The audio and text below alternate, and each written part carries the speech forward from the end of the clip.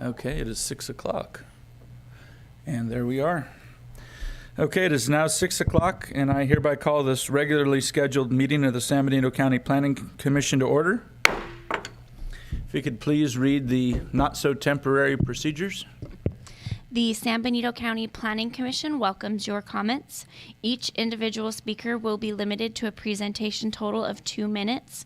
When addressing the commission via Zoom, phone, or in chambers, please state your name and county in which you reside for the record. Please address the commission as a whole through the chair. If participating via Zoom, select the Participants tab and click the Raise Hand icon. If you are using a phone, please press *9 to raise your hand. When your turn arrives, you will hear that you have been unmuted. If you are participating in person at the chambers, please complete a speaker card identifying the item on which you wish to speak and provide your completed card to the clerk prior to consideration of the item. Speaker cards are available at the table at the entrance to the chambers. Thank you. Thank you. Commissioner Scagliotti, could you please lead us in the pledge? Ready? Salute. I pledge allegiance to the flag of the United States of America and to the republic for which it stands, one nation, under God, indivisible, with liberty and justice for all. Thank you. If we could get a roll call, please. Absolutely. Richard Way, District Number 2, is absent. Robert Scagliotti, District Number 3. Present. Robert Gibson, District Number 4. Present. Celeste Toledo Bocanegra, District Number 5. Present. We have a quorum. And just for the record, District 1 is vacant as of this evening's meeting. Thank you. Consent agenda. We have the acknowledgement of certificate of posting and the minutes for the previous 2 meetings. And I did have some corrections for the minutes on page 16. Second paragraph from the bottom. It says Robert Gibson, Chair of the Planning Commission, and then toward the end it says if parcels are further subdivided and the applicant must repair the entire, it says length and it should be width because that's what the condition said and that's what was meant. It was that they must repair the entire width of Santa Ana Valley Road and John Smith Road across the 3 parcels. And that is what was signed by the chair and signed by the applicant.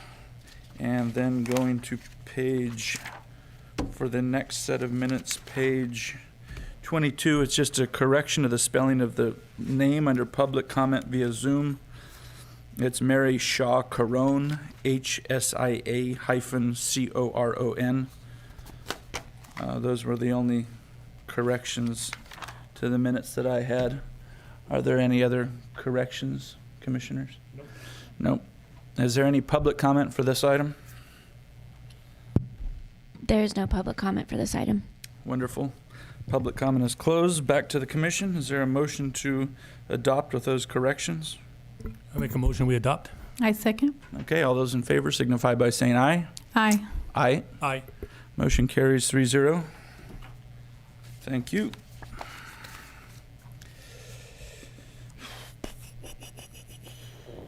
On to department announcements.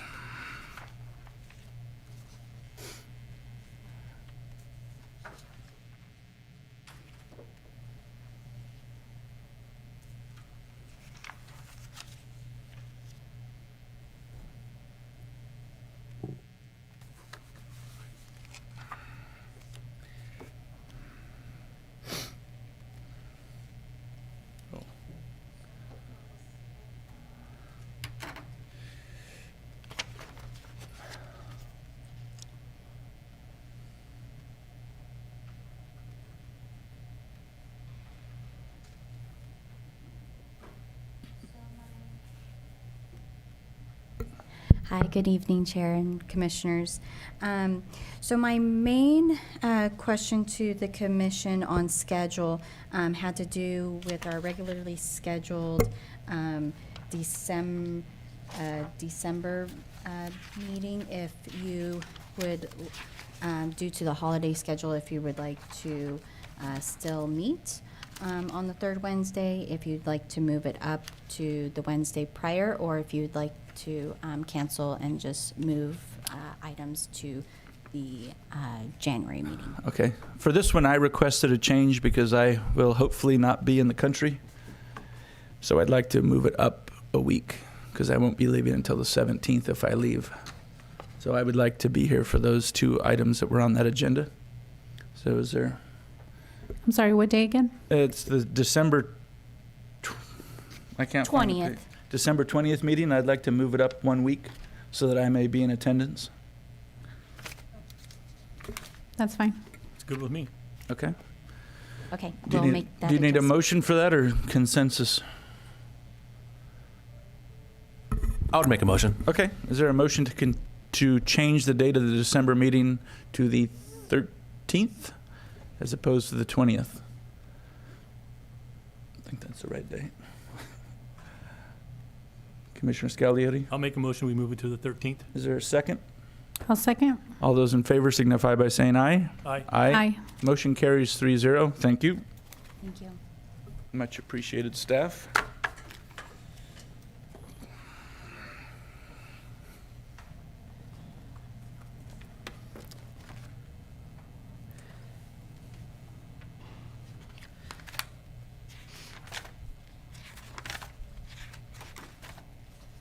Thank you, Mr. Chair and members of the commission. Good evening. This is regarding your request to bring in new applications that come in from time to time. This last month, we had 2 applications that came in, and very briefly want to indicate to you that the first one is at 859 Cowden Road. It's a subdivision proposal of minor subdivision of an existing 115.87 acre parcel to be subdivided into 3 parcels, one consisting of 15 acres, the other consisting of 15.11 acres, and the other consisting of 84.03 acres. We do have a site plan, and Stephanie's going to ask CMAP to please put it up in the screen. And the location is approximately 0.8 miles southwest of Highway 25, just to the southwest of Southside Road, just to the south of Hospital Road. And that is one of the applications that we Okay. got for a minor subdivision. Before you continue, sorry, what is the purpose of the subdivision? It's just, they indicated at this point, just plainly wanted to subdivide it from 115 acres to 3 parcels. Okay, if Um, you could send me their contact information, I'd like a tour. Absolutely, Thank you. absolutely, we'll do that. And the second request is a major subdivision application. This property is located near the 156 Union intersection, about a mile to the east. And the subdivision is of an approximately 44-acre parcel into 7 lots with an open space area. The general plan is agriculture for this area, and so we'll be reviewing this application and bringing back more information to you at a later date. And that's where the current A&R Doors is? Okay, That's the property owner, yes. Okay. And our doors. thank you. You're welcome. And those are the applications that we have for now, Mr. Chair and members of the commission. Okay, thank you. You're welcome. Is Steve going to be in attendance? Or is there are we moving the public hearing forward? I mean, it'd be important to have Steve there to do that, I agree. rather than have the applicant sit through the informational presentations. We just need to go with that. Yeah, we can go with, if it's okay with the chair and the commission, we can go with the next item and then come back to it when Steve is here. Okay, If that's a preference. of the that'll work. commission. Very well, thank you.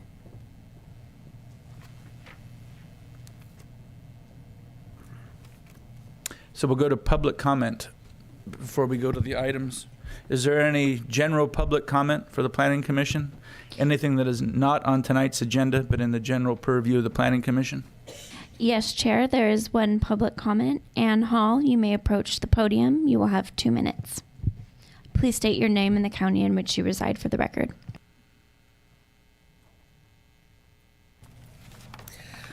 Hi, Ann Hall. I live in San Benito County.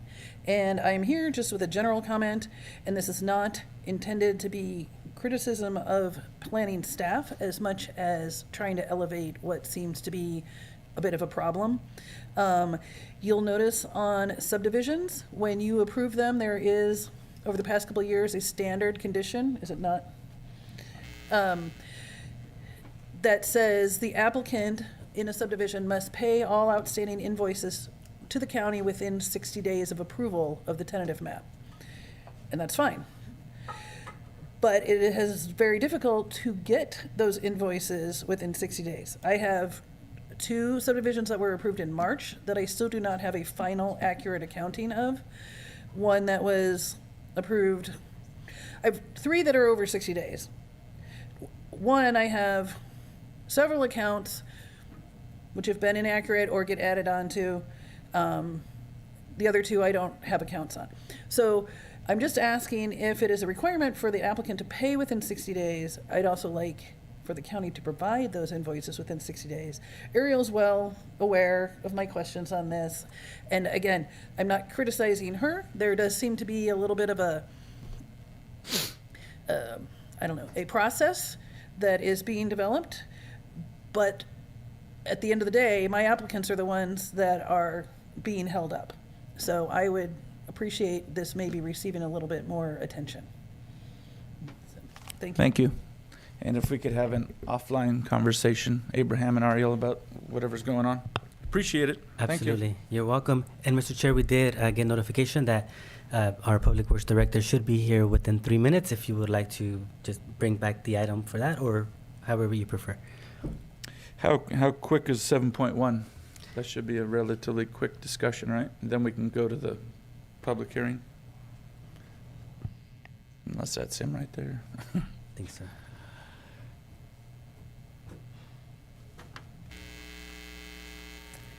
Um, 7.1 is about a 5-minute presentation. Okay, So let's work through that. Okay. And so very well. We actually have our assistant planner, Victor Tafoya, who's going to be presenting an update on this, and then we'll have staff here as well to help answer any questions if there are any. So thank you. Thank you. Welcome.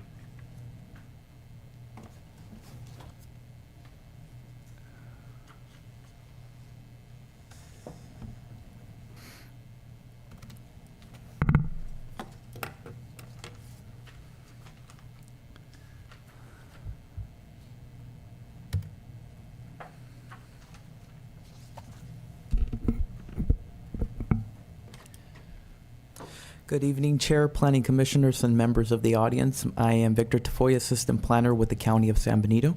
And today I'm going to be presenting information regarding proactive county efforts in Lovers Lane and Pacheco Stormwater District.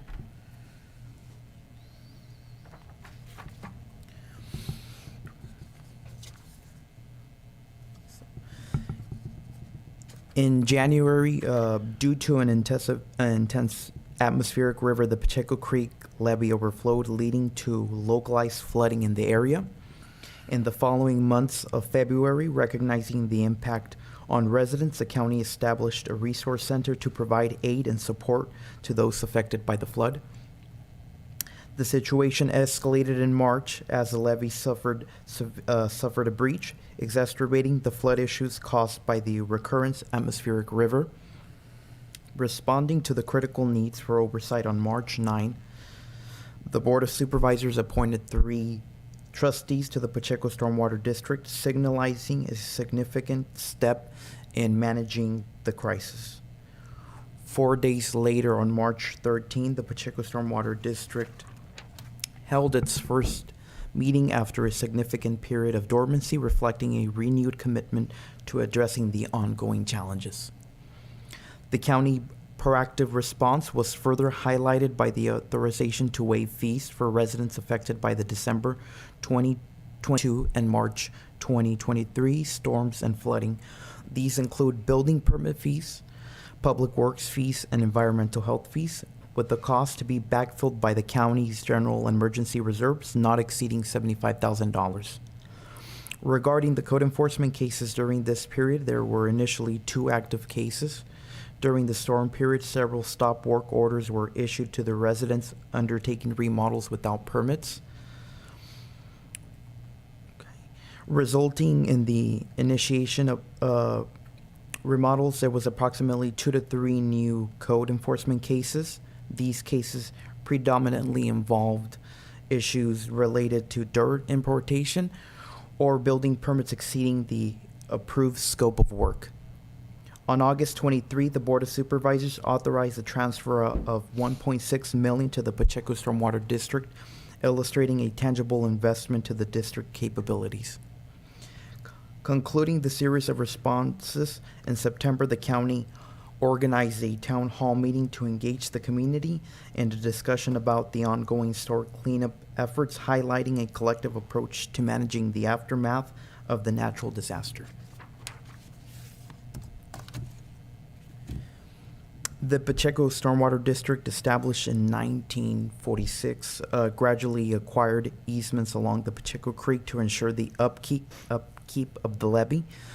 Following a period of inactivity, the district was reactivated with the primary objective of mitigating the impacts of flooding in the region.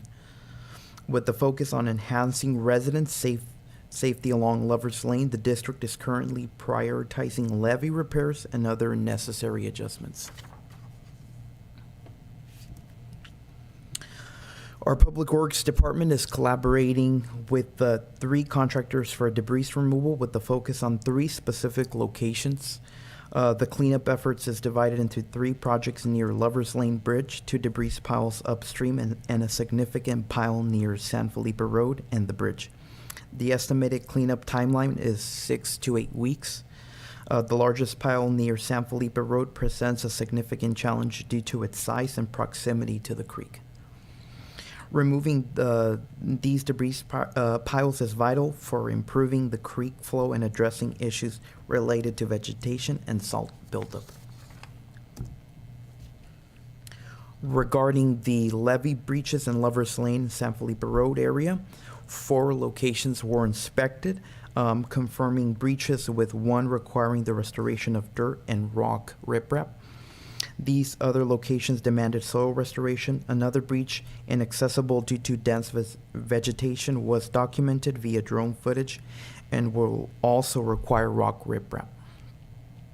FEMA-approved self-certification and cost estimates are being prepared for repairs. Additionally, the Pacheco Stormwater District secured a $1.6 million loan, the Pacheco agreement for the repairs, awaiting the county officer's signature.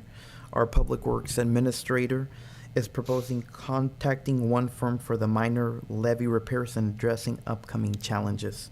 Swift action is aimed to complete repairs before adverse weather.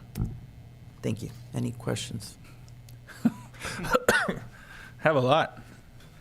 Probably more for Steve, though. What is 6 to 8 weeks from when, and what does swift action mean? I mean, is there a date certain, or at least an actual period of weeks? Because we don't know when Mother Nature's going to smack us again, and it'd be nice to actually get that done before rain, because swift action could mean different things to different people. I would say swift would have been in June. So we're now in October, and I would like a more clear answer of what those dates, timelines mean, please. Yes, June would have been good. April would have been better. The loan for $1.6 million actually was just signed by our county administrative officer. Before that, the water district, which is the only one that really is responsible at this time for the creek, I think they had less than $50,000 in their account, so there was pretty much no funding available until about a week ago. So that was one of the main holdups. Additional holdup is, believe it or not, FEMA is still deciding whether or not the Pacheco Stormwater District has the legal authority to perform the cleanup. However, we have a strategy.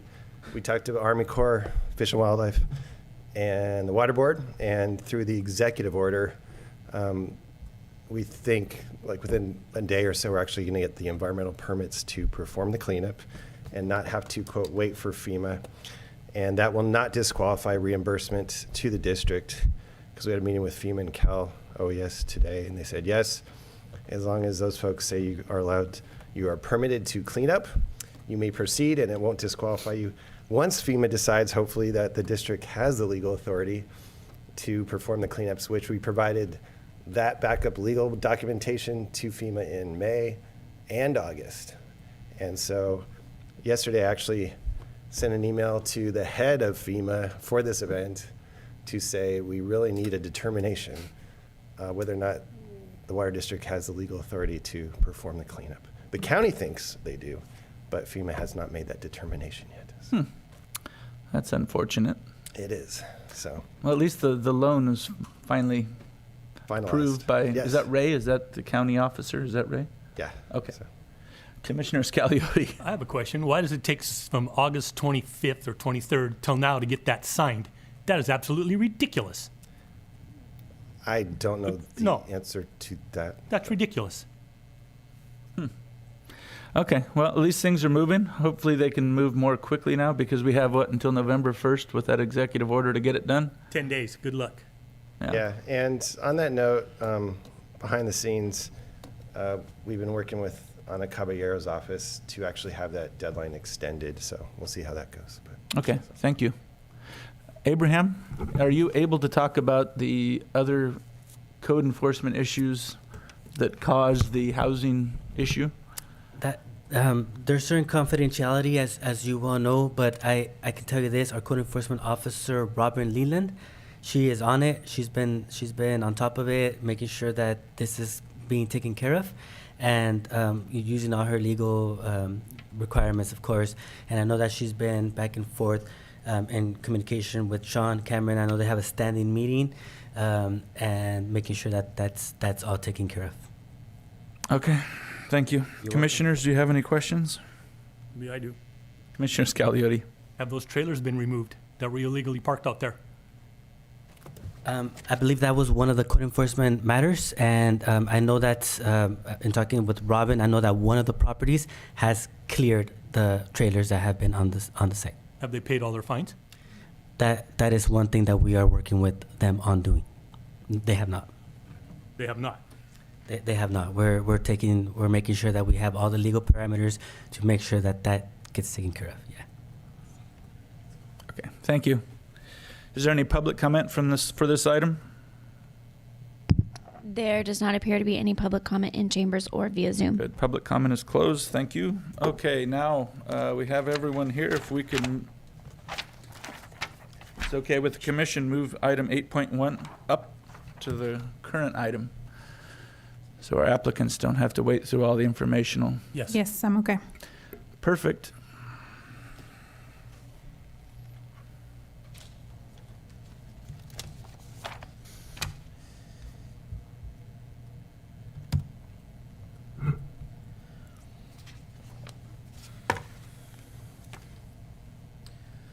Okay, good evening, Chair, Planning Commissioners. Victor Tafoya again. I'm going to be presenting, discussing Tobias East permit amendment located at 2250 and 2290 Shore Road. Tonight I will be discussing the location, project description, site plan, land use consistency, CEQA, and staff recommendation. The project is located at 2250 and 2290 Shore Road, assessor parcel 013-050-010.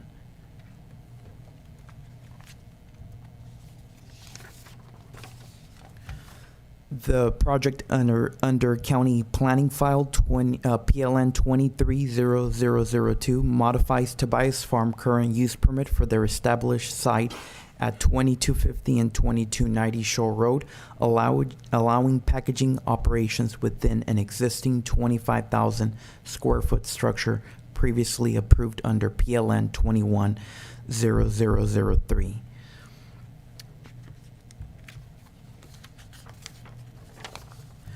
The initial project under county planning file PLN 210003 permitted the construction of a 25,000 square foot warehouse for produce, bin storage, and farm equipment maintenance.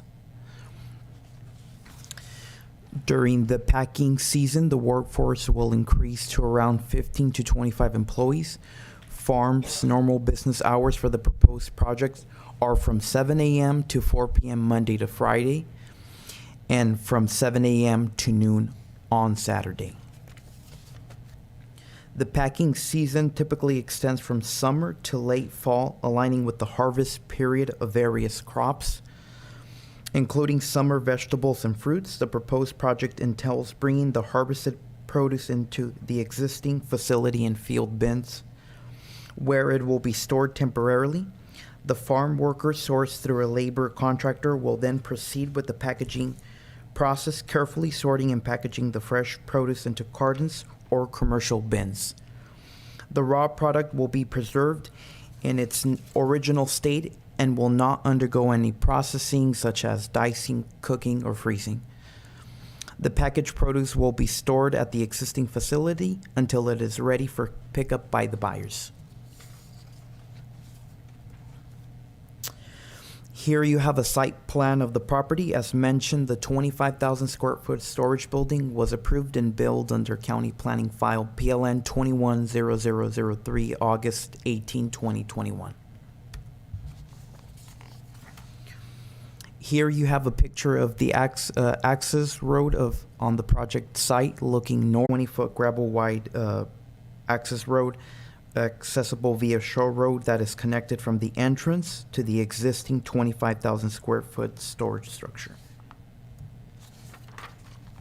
Here you have a picture looking towards Pacheco Pass. You can see the greenery and mountain ranges in the back. The picture captures the rural character of the surrounding lands. Here you have the existing 25,000 square foot storage warehouse that was permitted for produce bin storage and farm equipment maintenance. The proposed project is consistent with the general plan's agricultural land use designation. It is important to note that all proposed uses have to be consistent with the goals and policies of the general plan. The project aligns with general plan policy LU-3.2 by aiming to protect the integrity of the existing agricultural resources while simultaneously enhancing the economic viability of farming operations. Furthermore, the project aligns with the general plan policy LU-3.5, which encourages the purchasing of locally grown and produce food by allowing Tobias Farm to package their produce on-site and subsequently distributed. The project supports the availability of locally grown and produced food. Additionally, the project aligns with the general plan policy LU-3.6, which aims to encourage services like trucking, warehousing, and distribution centers in suitable locations to support economic viability of commercial agriculture. The project aligns with the agricultural productive zoning objectives of preserving agricultural land productivity. It also complies with the conditional use permit for agricultural processing of products not grown on site as defined in the county code.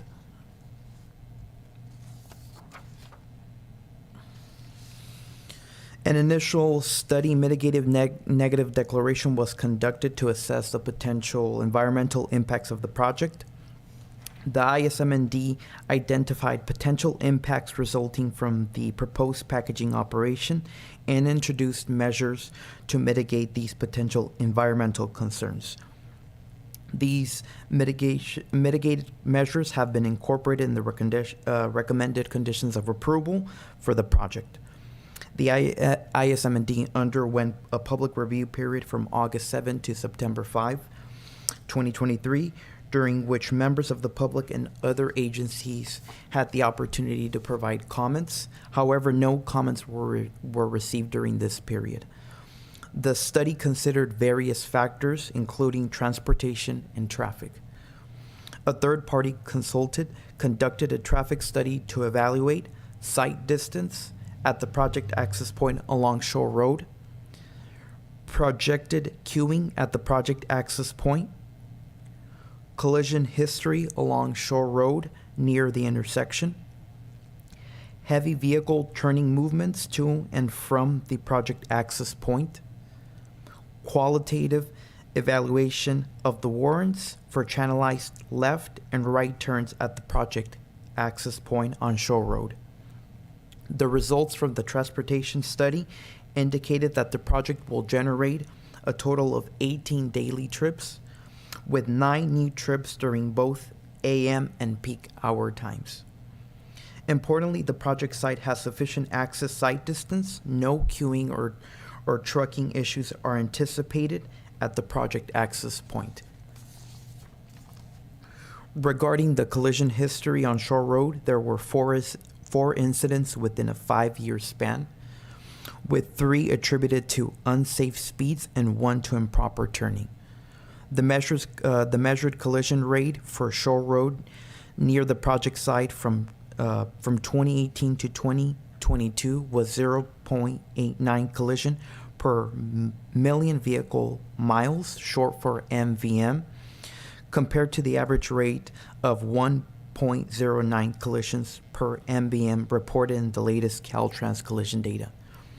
Furthermore, the guidelines for the left and right channelization at the project access point do not meet the criteria, and thus channelization of the turns is not recommended.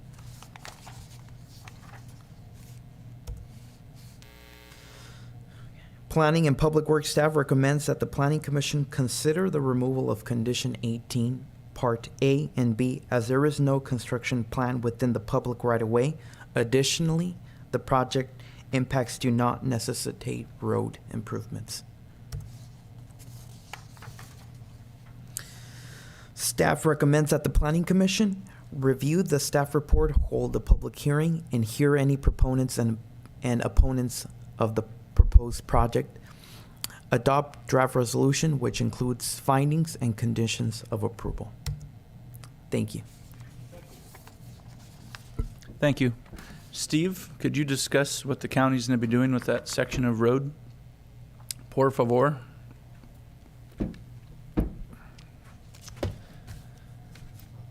Yes, so in 2 to 3 months, depending on when a contractor completes some projects in South County, the segment from Fraser Lake to Perry Court along Shore Road will be completely rebuilt, slightly widened to 12-foot lanes, just 1 lane in each direction.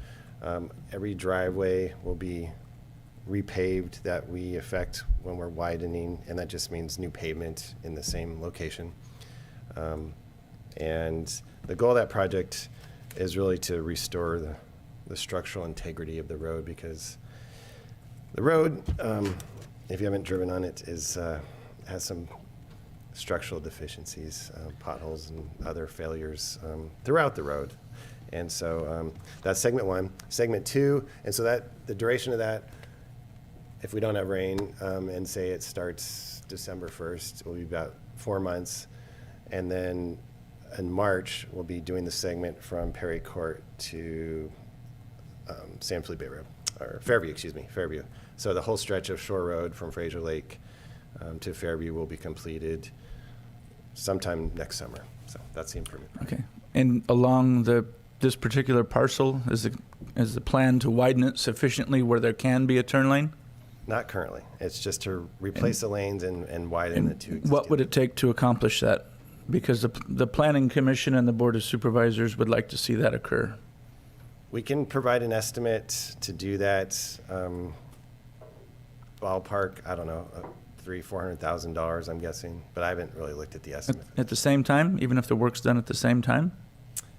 Yeah, I mean, we can look and see, because there's right-of-way issues. I can report back on the exact number. I'd have to do some actual quantity takeoffs and have the geometries laid out. So. Okay. Are there any Commissioner Toledo?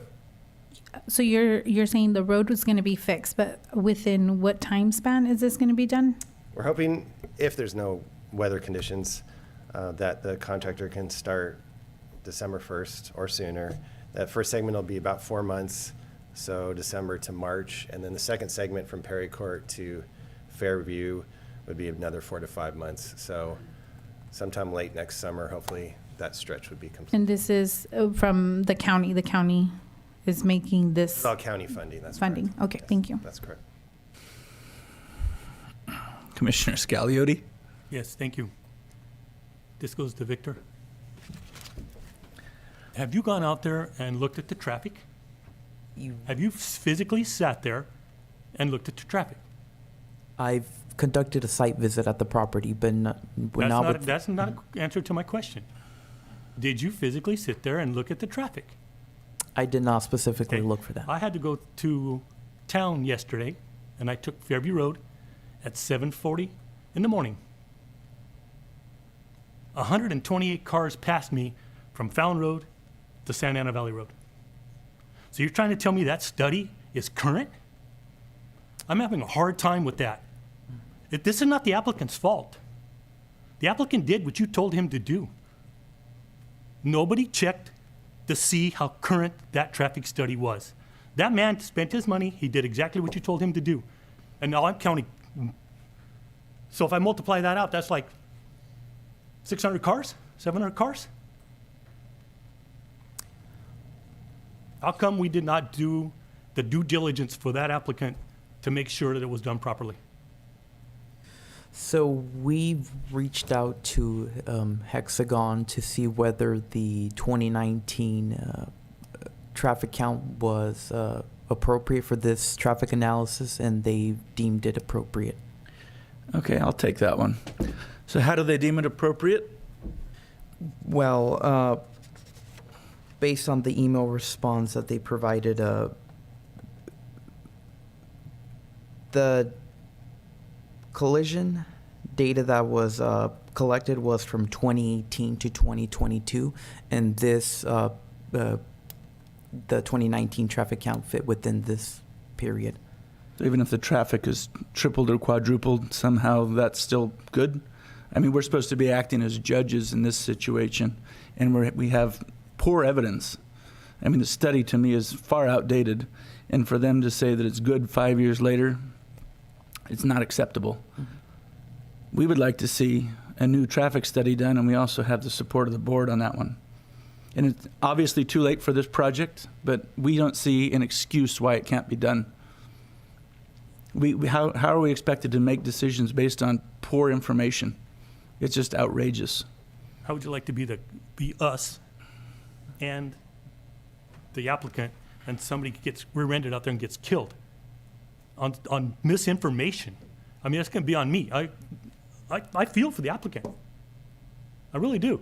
He's in a hard spot because we did not do due diligence. Yeah, I also want to add not only that can fall on the county, but it can also fall on the applicant, because whoever's family member may pass away may sue because they're going home from work, may sue the company for their loved one because of the past. Yeah. So I'll address this a bit as Public Works Administrator, but thank you, Victor, for your answers. So specific to this request, we reached out to the traffic consultant. We said, we gave you 2019 data. Is that still valid for this study? And they said, yes, but if you were to redo this study and redo the counts, you'd have to have over double the traffic from 2019 on Shore Road to even possibly get to the point where you would need a left turn pocket. Not to mention, if the traffic increases, the collision rates, which are active as of last year, the collision rate itself, because you have more traffic, actually decreases. So that completely goes away. So if we did new counts and the traffic went over double from what it was 4 years ago, then possibly we could get a left turn to be warranted at that location. So, just to say it's misinformation is incorrect. So Old information is That's a just more as proper- bad as misinformation. We would like to see a new study for the entire county, because how are we expected, like I said, to judge bad information? We have to weigh things on the information that we're getting. And if it is no good, which I deem it no good, because we have Santana Ranch, we have all those homes between St. Benedict's and 25, another 1,000 homes, well, actually another 2,000 drivers. Where are they going? We don't know, because we haven't done a study. We would like to see a new study, and the board would like to see a new study ASAP. Thank you. Any other Okay. comments from the commissioners? Not at this time. We are very frustrated with the process, and we apologize to the applicant for getting stuck in the middle of what we deem county problems. And it has no bearing on you. Would you like a response, or are we Sure. done? Sure.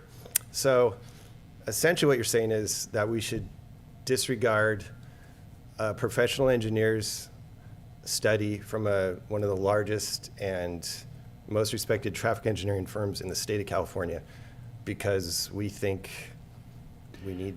How do they not know the traffic is doubled? If nobody checks it, how do they know? How do we know it's doubled? This exactly, how Because- do we know? So, because we've- Yeah. yeah. We've had Right. people go out there and count, and their estimates were double that. Okay, and So I haven't done it myself because I've been a little preoccupied with the grape harvest. But if I have to, I'll take a day off of work and go out there and count them. Public Works is more than happy to do a count of specific locations. We won't be able to count the whole county, but Well, I think that intersection would be good because everyone's going to Silicon Valley and they're not taking 25 south. So you mean to So tell if we can me get the North County covered, that'd be good. 2.5 cars come out of every one of those houses on South Fairview, Santana Ranch, and all the new ones there behind St. Benedict's? You know, they all come down Fairview Road. So did that professional traffic study person, the one of the best in the country, come take a look what happened to this community since 2019? No, they didn't. correct. Well, why not? Why not? Yeah, why not? Why don't they give this man, he paid him to do this. Why didn't they get off their duffs and come and check it? We just want to work with current data and make decisions based on good information, and we feel like that's not happening. Okay, that's And then reasonable. we're stuck looking like bad guys. They're stuck in the middle, and it has nothing to do with the applicants. Understood. So One more question. Why did Perry Court and George Shella Farms have to put in turn lanes when they were way before 2019 study? This is not making sense. I can't comment on that project, I guess, without. Can I just add knowing something? some I want to apologize to the applicant because this is not their fault, obviously, but we do need an updated study because of the traffic that we continue getting yearly. So, and this is the livelihoods of our citizens that we need to worry about. Okay, noted. Then we'll have a future agenda item, and I'll suggest specific locations where there's projects, and we can use the appropriate data or the most current data for those projects, and present those kind of intersections for this planning commission, and I guess the board that you speak for as well. So, wonderful. Thank you. you bet. Do the applicants have any comments, questions, any information to add? If the Public Works gets that widened per the request of the Planning Commission, which direction does the turn lane go if it were to be added at a later date? That would be the question. Which way are the trucks coming during commute hours? Eastbound, westbound? What's going to be your most used direction of going in and out of the project? Coming in, I'm assuming you're going to be going westbound, right? Coming from the ranches? Okay, and then exiting? When they leave loaded, go back towards the highway, John? Could you approach the podium, please, so we can get your answer on the microphone? Thank you. Could you please state your name for the record?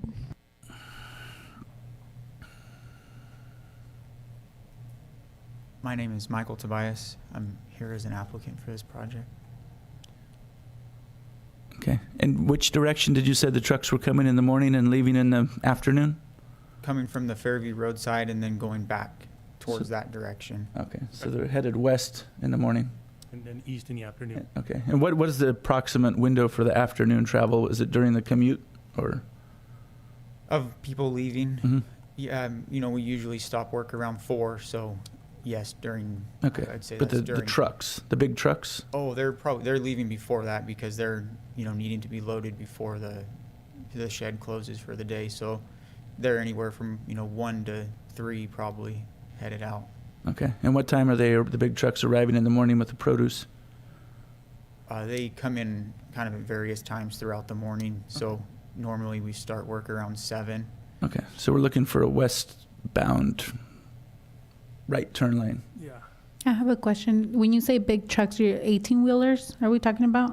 Correct. Okay, yeah, the study needs to be done, definitely. Okay, thank you. I have a question for the applicant. Oh.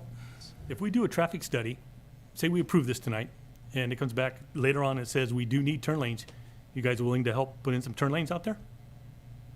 Later on? I would have to talk with my family about that. I'm not sure I can Just thought I'd ask. make that comment The, myself. the hope is that the hope the county will county get it does it done, after and all then there'll this be some sort of fiasco. reimbursement, Yes. which we will work on. Okay, thank you. Thank you. Thank you. Thank you, Is- sir. Is there any public comment for this item? There is no public comment in chambers or via Zoom. Thank you. Public comment is closed. Back to the commission. Any further discussion?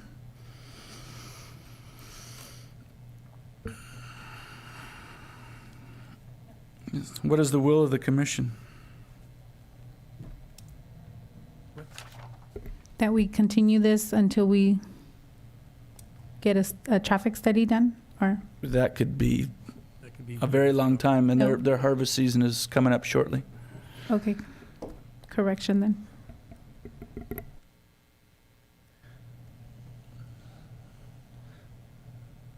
I say we approve it and then put some wording in there that the county should help widen this for the applicant since it's been a mess on our side. And then hopefully if the traffic study does come back in a couple of years or a year, whatever it may be, and I hope to goodness gracious it's less than 6 months. And if it calls for that, that the applicant would be willing to help pay for some of it. And I'll approve it for that. Is that acceptable to the applicant, although we probably need to put some sort of a limit? Yeah.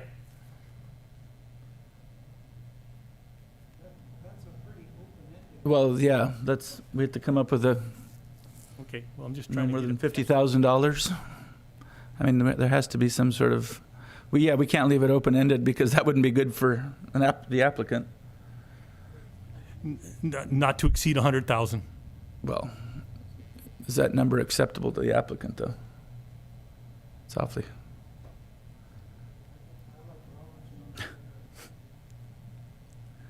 $50? It is. Okay, 50 it is. so that's the motion. Is there a second? If the applicant's okay with that, I will second that. Okay. All those in favor signify by saying aye. Aye. Aye. Motion carries 3-0. And while we're still here, I just wanted to say that I have, for the record, that I have spoken with the applicant a number of times. Our families have known each other for a few generations.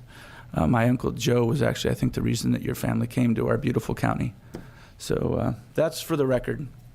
And there's certainly no personal animus. I think we're all quite fond of the family.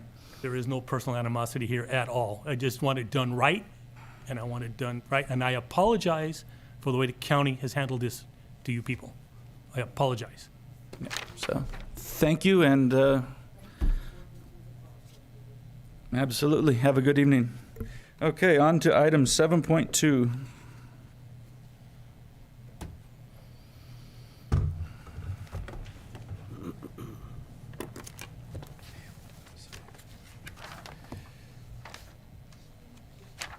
Have a good night.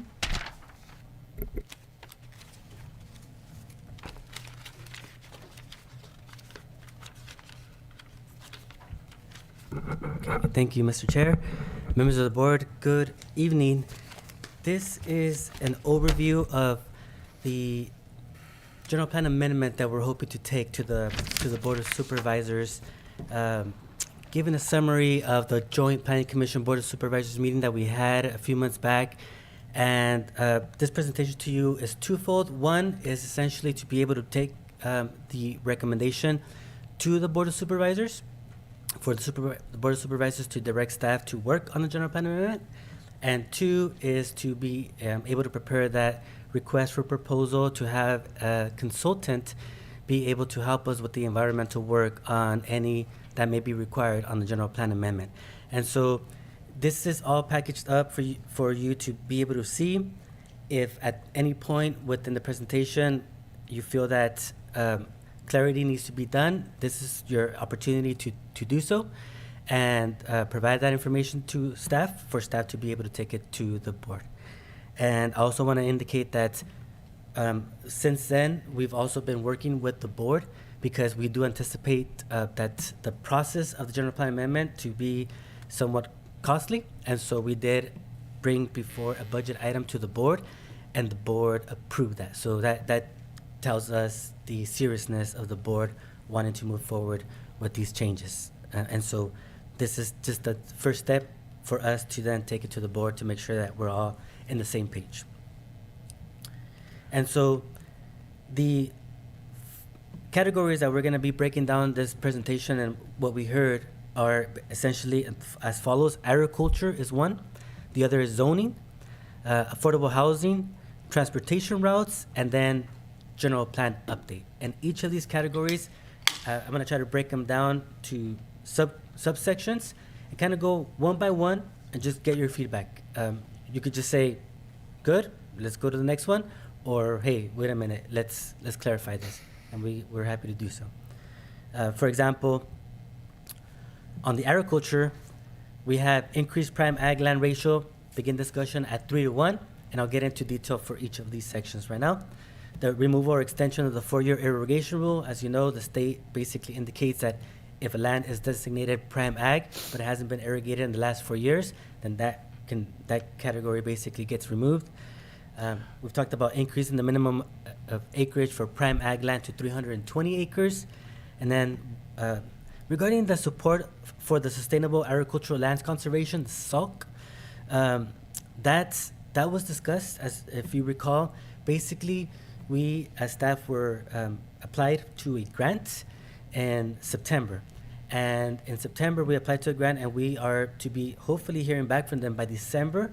It's approximately $500,000 to be able to prepare a housing agricultural element, and that in itself would be able to address the items on the top 3 items in this particular element. So that grant would cover this cost. So that way, the money that is already allocated for the general plan amendments hopefully will help in regarding with this grant. So the first one, for example, the current land use policy in the general plan indicates that if new development permanently converts prime farmland that is class 1 soil to non-ag uses, the county shall encourage project applicants to preserve up to an equal number of prime farmland acres, 1-to-1 ratio. And so what was discussed at the Joint Planning Commission Board of Supervisors meeting is that the word or phrase shall encourage shall be replaced with shall required or shall be required to.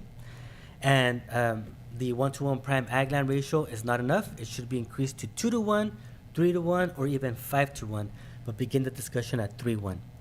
Any questions or comments on that? Well, yeah. When did you want our intervention? At each Anytime. slide. Okay. Yeah, at each slide.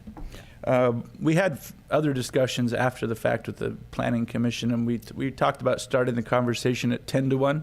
It's easier to shoot high and then cut down as opposed to shoot in the middle and get it cut down to 2-to-1. So I would like to see it start at 10-to-1. And you had another bullet point on the minimum acreage of 320, and it says prime ag land. That's going to be next. Okay. That's going to be on the next slide. I'd like to remove the word prime and just have it ag land. Perfect. Any concerns about this slide? No. No? Okay. Is there a consensus then that we should start the conversation at 10-to-1 or? Yes. Very well. So that's the increased prime ag ratio, 3-to-1. The next one's the removal or extension of the 4-year irrigation rule. Essentially, the state indicates that for it to be classified prime ag, it had been irrigated ag production at some time during the 4 years prior to the important farmland map date. And so the discussion was that at the Planning Commission that should actually be either increased or the county should actually put a policy similar to the one at Yolo County that indicates additionally land that is not currently in production shall also be considered prime farmland under this section. So basically indicating that whether it has been irrigated or not, that's not going to be a factor. If it's been designated as prime, it's going to remain as prime. Yeah, I'll definitely like the YOLO model. Yes, that means if a developer buys the land and it just dries it up, that goes away. It doesn't matter. It's still prime ag land. That is Because the a lot of these intent. developers come to town and buy up this ground and then sit on it for 4 years and say, no, it's not prime ag land. I want it to still be prime ag land. That's the intent of this, Okay. of this, exactly. Yes, I agree to that because that's what our county wants to stay as the ag community. Correct. So, Correct, and you're absolutely right. This intent is for the preservation of ag land. So definitely, that is what, taking this would be, to meet that purpose. And having that more restrictive ordinance in the county as opposed to what the state's requiring. Okay, thank you. You're welcome. And so then if that's the case, for example, and if it is moved to 10-1, then it remains. Because if as it is now, if it's changed to 10-1, but then the state law prevails where, it hasn't been irrigated for over 4 years, then they don't have to preserve the 10-1, acres. But with this, they're gonna have to, even if it's not been irrigated for. so the state law won't trample on our law. They won't, right? We Correct. have first say. That is the request that we will be wanting to put as a policy for the county. When we go before the board, we're going to indicate that for them to give us direction to start working on this, and hopefully then at that point be able to put it as a policy in our general plan. Great, thank you. You're welcome. And just want to reiterate though that the SALT grant, hopefully if awarded, which we hope we do, Ariel was instrumental on preparing that, that fund should cover this within our agricultural element. Fantastic. Yeah.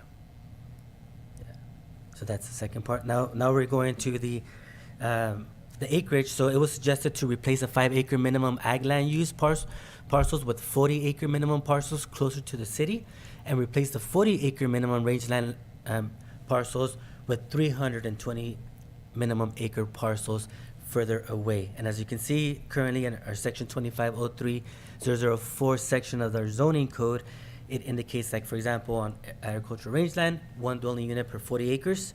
And if it is the desire of what was discussed at the Joint Planning Commission Board meeting to consider it being raised to actually having a minimum of 320, and the other agricultural productive, rural, and rural transition having it more of a minimum 40 acres instead of the minimum 5. Correct. So rural would be 40, and AP and AR would be 320? If so, yeah, AP currently it's at 5, and it can either go to 40 or 320 if that's a desire. I'd like to see 40, 40, 320, and 320 myself, at least starting the conversation there. Perfect. Okay, so that's how. Is that a consensus? Yes. Very well. Okay. So that's that. And then, as I mentioned, we talked a little bit about the SALT grant and how we're going to create an agricultural element. The next category is zoning, and we have 4 different categories here, and so I'll just go right to it.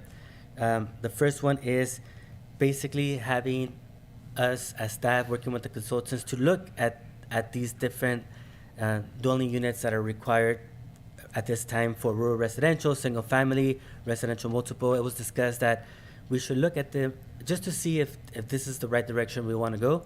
For example, rural residential requires 2 dwelling units per acre, single family up to 20 units per acre if there's sewer and water, and residential multiple 8 to 20. And it was the desire of the Planning Commission Board to start those conversations, look and see if this is the way we want to go, or if we want to change the minimum densities. And that's how we'll present it to the board, unless you have any suggestions. We would like to discourage large single-family projects in the county. Yeah. And we would like to encourage, closer to the city limits, more dense buildings. So we'd like to reduce the minimum density. Like up to 20 units per acre, so we should do like one house per acre. We want multiple. We don't want single-family housing. Well, then take it out. Okay. So that's the goal, is to discourage single family and encourage multifamily. Yeah. So we're not chewing up land to satisfy our neighbors to the north that can't build their own housing. And we 'Cause do we have, can't take any more traffic. and we do have areas like the residential multiple, which can allow up to 20 dwelling units per acre with services, and working with the city, like an out of jurisdiction agreement or potential annexation. We do have areas, and I think we've discussed, Chair, like west of Fairview between McCloskey and Hillcrest, north of Buena Vista. Those are areas that are currently in the county area, but RM 8 to 20 units per acre. What can we do? Well, that's the thing. I don't want to start it at 8. I'd like to start it higher. Like to start at 20 so that we can condense them in there. And I'm not the housing expert, but if Yeah. we're paying these wonderful people, whoever they are, to do this, can you work with them and try to figure out what a minimum number should be other than 8?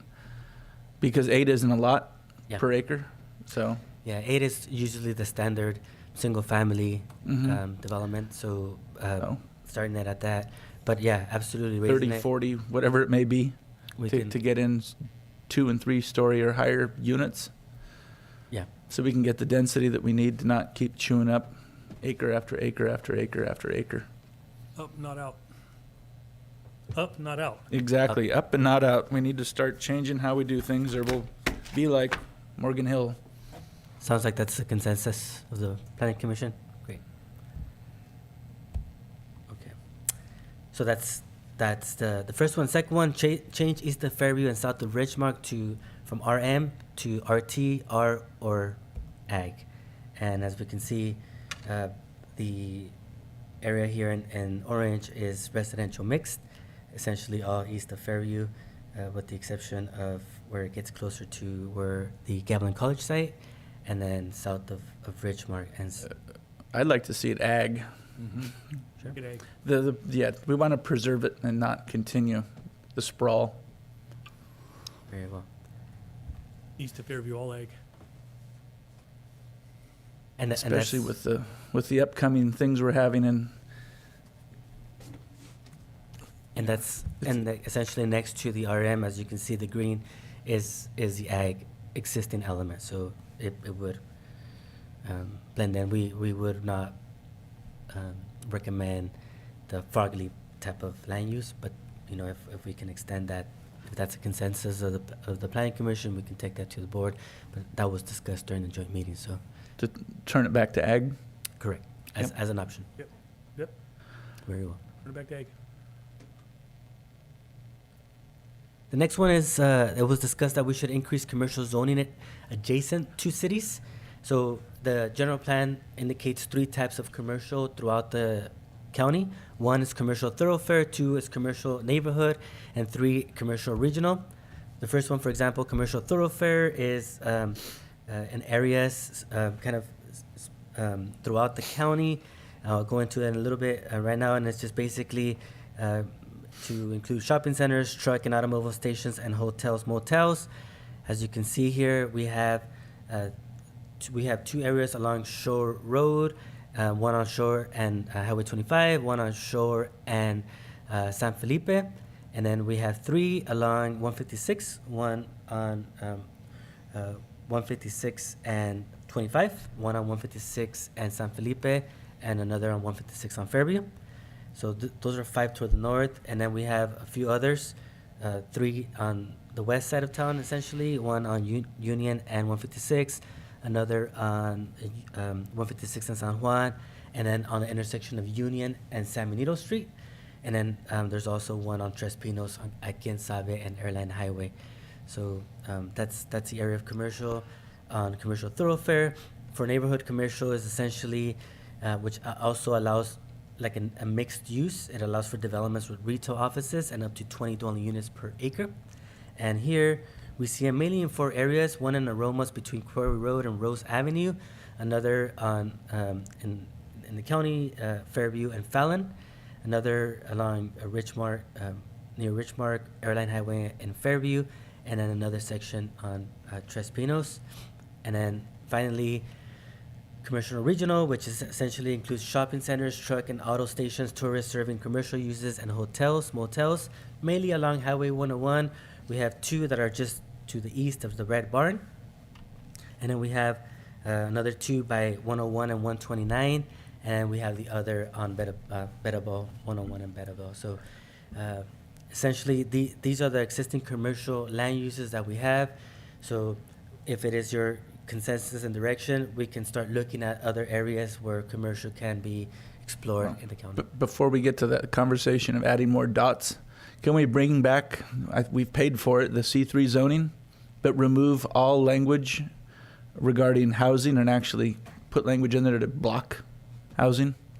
Because that was a very good ordinance, except for whoever decided to add housing to it. Remove all housing and keep commercial. We'll look Yep. into It that. was C3, when do you recall? 2019, I think it was my first year on the planning commission. Yeah, it was a great ordinance, except for Yeah, no whoever housing. decided to spoil it with housing. Commercial centers. And then as far as adding more dots, I think if the state is going to shift 152 south more into our county, that there's certain areas that they're going to allow overpasses or something to that where people can actually get off of the new expressway. And I think that would be a great opportunity, as long as it's not on prime farmland, to do a truck stop or something where revenue can be generated and those nice people will get back on the road and continue on their way. Very well. Problem with that is they're gonna go through all prime ag land. Well, we'll have to look at it, So we'll have to because when they sacrifice- know the route, I mean, there are areas where it's not the best. Yeah. But is there a consensus Yes, that we take a look at the new 152? route. Yep. Yep. Thank you. And the C3 zoning? Is there a consensus to try to revive that? Yes. Yes. Okay, thank you. Thank you. Okay, and then on zoning, the other is to review county islands and annex residential and keep commercial. That was discussed, as you can see here on the map. All the areas that are circled in blue are considered county islands. Essentially, they were developed when the city actually grew all pretty much around them without, at that point, having there being a law that basically required these properties to forcefully annex or annex as the Cortese-Knox Act now pretty much requires, that if there's if somebody wants to annex and then there's a county island that's in the vicinity, or then that county island is also required to be annexed. And so the city grew, these areas stayed, and so the direction was that we should also look at, when we do have the consultant on board, to look at the potential of bringing in these county islands into the city, and you're looking at if there's any type of commercial, maybe working on trying to keep the commercial. However, there is as a requisite for annexation, there is a requirement that there should be a property tax exchange agreement that basically indicates, like, for example, for commercial properties, what commercial taxes or so should be kept at the county and what should go to the city. Speaking of that, I know, for example, and just brought it up with some of the supervisors, that where Hollister just developed the Ross and the TJ Maxx, all that I believe was just annexed in 2009. If not, it would have probably been with the 2002 property tax exchange agreement. So it would be good to look at those to see, if there was something in place that that can generate revenue for the county. That would be great. Can you look and see if that actually took place? Yeah, the I'd annexation. like to know if that actually took place, if they actually didn't do a tax agreement. Yeah, absolutely. I believe I've heard that now some tax agreements are in a case by case basis, but I believe that one itself, and I can provide that information. I can confirm with you, Commissioner Scaglione, was on an existing overall blanket city county property tax exchange agreement, and so the details it would be good to look at those details in regards to what it indicated about commercial. For the future. Correct. It works. Consensus on bringing this to the board? Yes. Very well. Yes. So that's zoning. Next one's affordable housing. Some of these categories to increase density and promote affordable housing in your city limits. We just kind of talked about that. Work with nonprofit organizations, focus on affordable housing for below moderate homeless farm workers, veterans, and implement a growth management ordinance. North of Buena Vista? That's all farmland That's in there. farmland, no. Yeah. We so- don't want north of Buena Vista. They already are north of Buena Vista. Well, I know, but we don't want to promote it. No. So Norte Buena Vista is currently a residential mixed, and so it's mostly in the county, but there are some properties that are, within the city that have been annexed within the last few years, and so these are areas Well, where. Can we review north of Buena Vista Yeah. when we do the amendments of land use? Yeah. Because we need to stop somewhere. Yeah. And San Juan Valley also needs to be protected. Yes, because Buena Vista, we do like to see that, somewhat of that ag view. It's pretty good farmland. It is. Great Yeah. farmland. And when we have other land that isn't productive, let's use that first. Sure, absolutely. Also, before you, can you go back? No, you're there. Yeah. For the homeless, farm workers, veterans, workforce, is there a category for maybe new home buyer or new student? I'm not sure how the titles go. But Yeah. So at that Joint Planning Commission board meeting, we also had a second category on the update of the housing element, which we've been working very diligently on. We just had a workshop about 2 weeks ago. We saw Chair Gibson, and so we've been working very diligently on, and so that is the hope that we provide policy within the housing element update to create programs, that can help for, first-time home buyers, some of these, like farm workers, age restricted are classified under special needs housing. So those are the things that we're looking at, providing policy to address that. And then with that policy, we can come before the Planning Commission and the board to see if there's any types of funds or any types of, ways that we can fund these programs and be able to. And I just want to add one more category, for the elderly. Yes. They also need homes. Sometimes they're single or, just a couple. And they need, not always want to live with their children when they get older, just. That makes sense. And off the subject, but you did mention the housing element. I'd like to talk about that presentation when you have a chance. You got it. Other than that, it looks good. The growth management ordinance, I don't know if that's something that Sean can take a look at. There was a slow model. San Luis had a growth management ordinance. And if we don't have to rewrite the book, if we can steal theirs, that would be Copy the beneficial.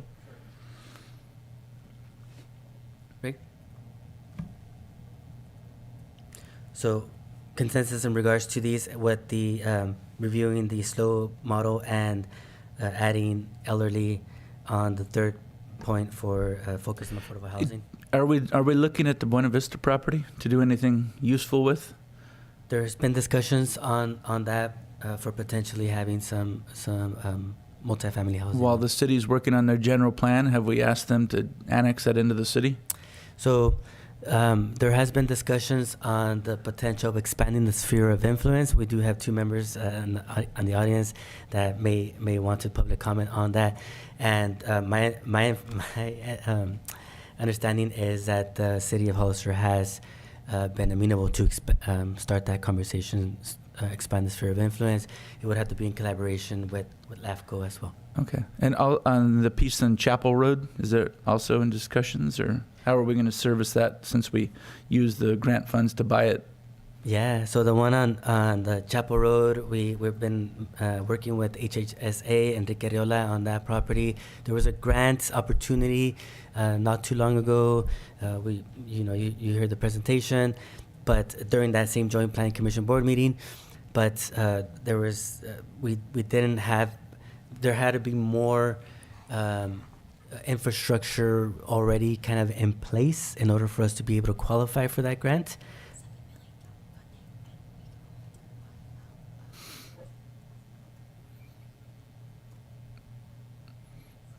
Yeah, there was some funding gap that was missing in order for Yeah. for us to be able But to qualify. I'd just like to see us get prepared so that if there are grants available, we have our ducks lined up Absolutely. so that we can do it, as Absolutely. opposed to going through general plan amendments and zoning changes and all that stuff that takes a very long time. Absolutely. And if there's any other opportunities close to or within the city, I think the county needs to start looking at buying property that's already has services available. Absolutely, Chair. That is something that I think is very important, and not only that, but also the second bullet point, making sure that we are able to work with nonprofit organizations that they dedicate themselves to doing this. like Exactly. Chispa, More CSTC. Riverview projects. Yes, exactly. Okay. And they're on board. It's just that, yeah, they're overwhelmed with so much activity because a lot of these don't only work in San Benito County, they're in the region. And Mhm. so, yeah. Okay, very well. We'll proceed.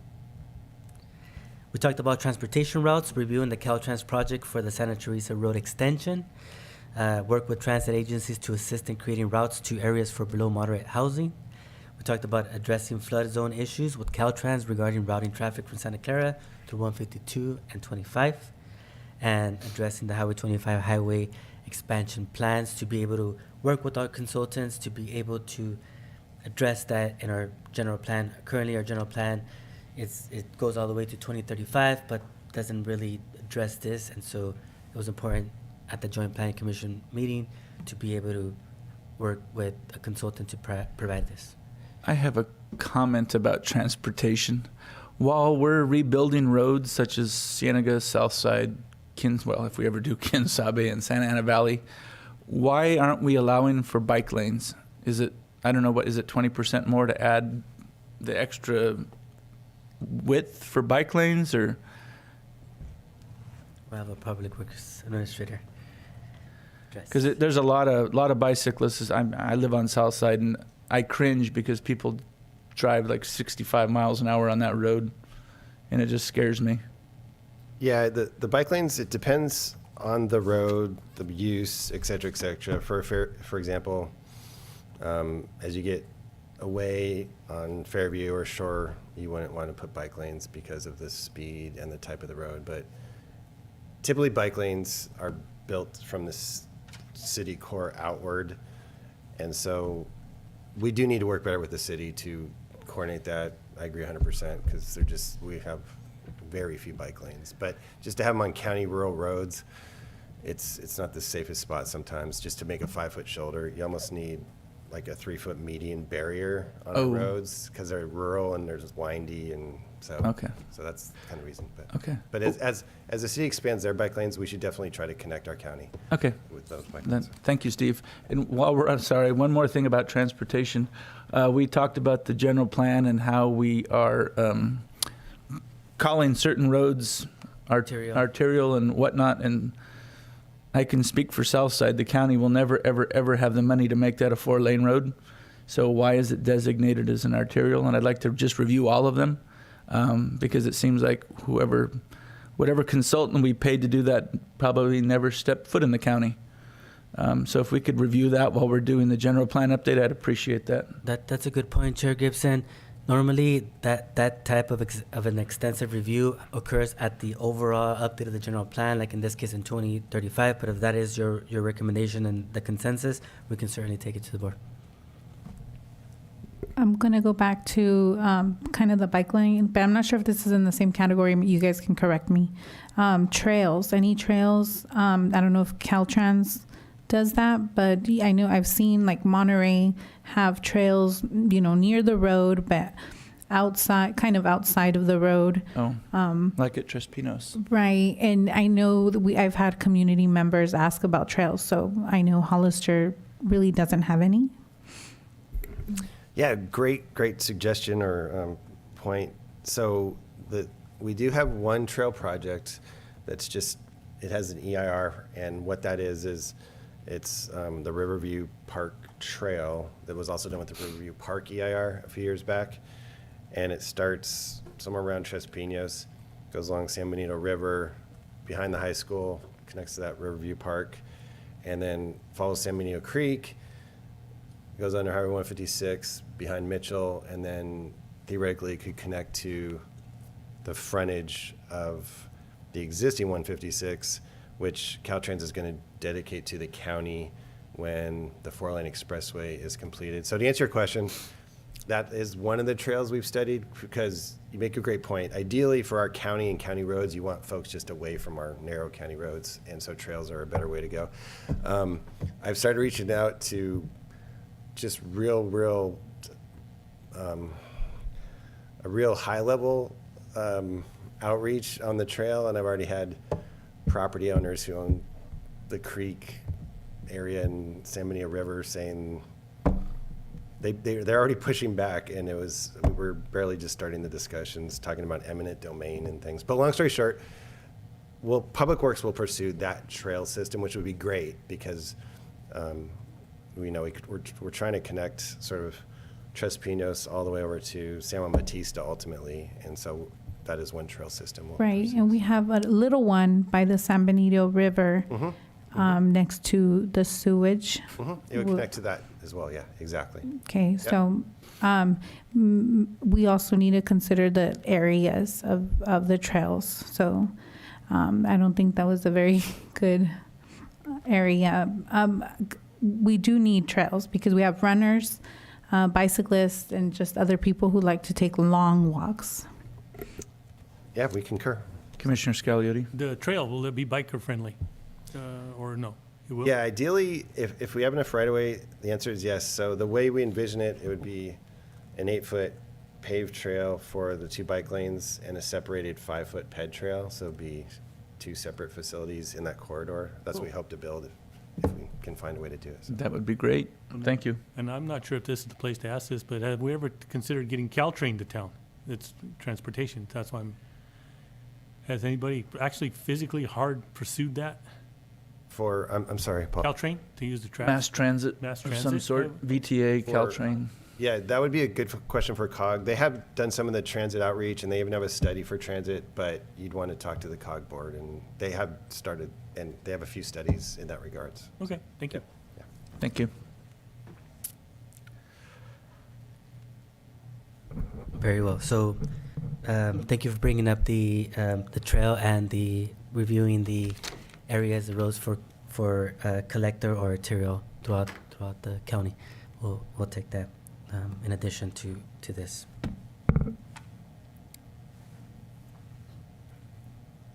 General plan update. We talked about review and or remove the new community study areas. That's tentative for November. As you know, we've been working on that, and so we're hoping that comes before for a recommendation to the Planning Commission from the Planning Commission to the board.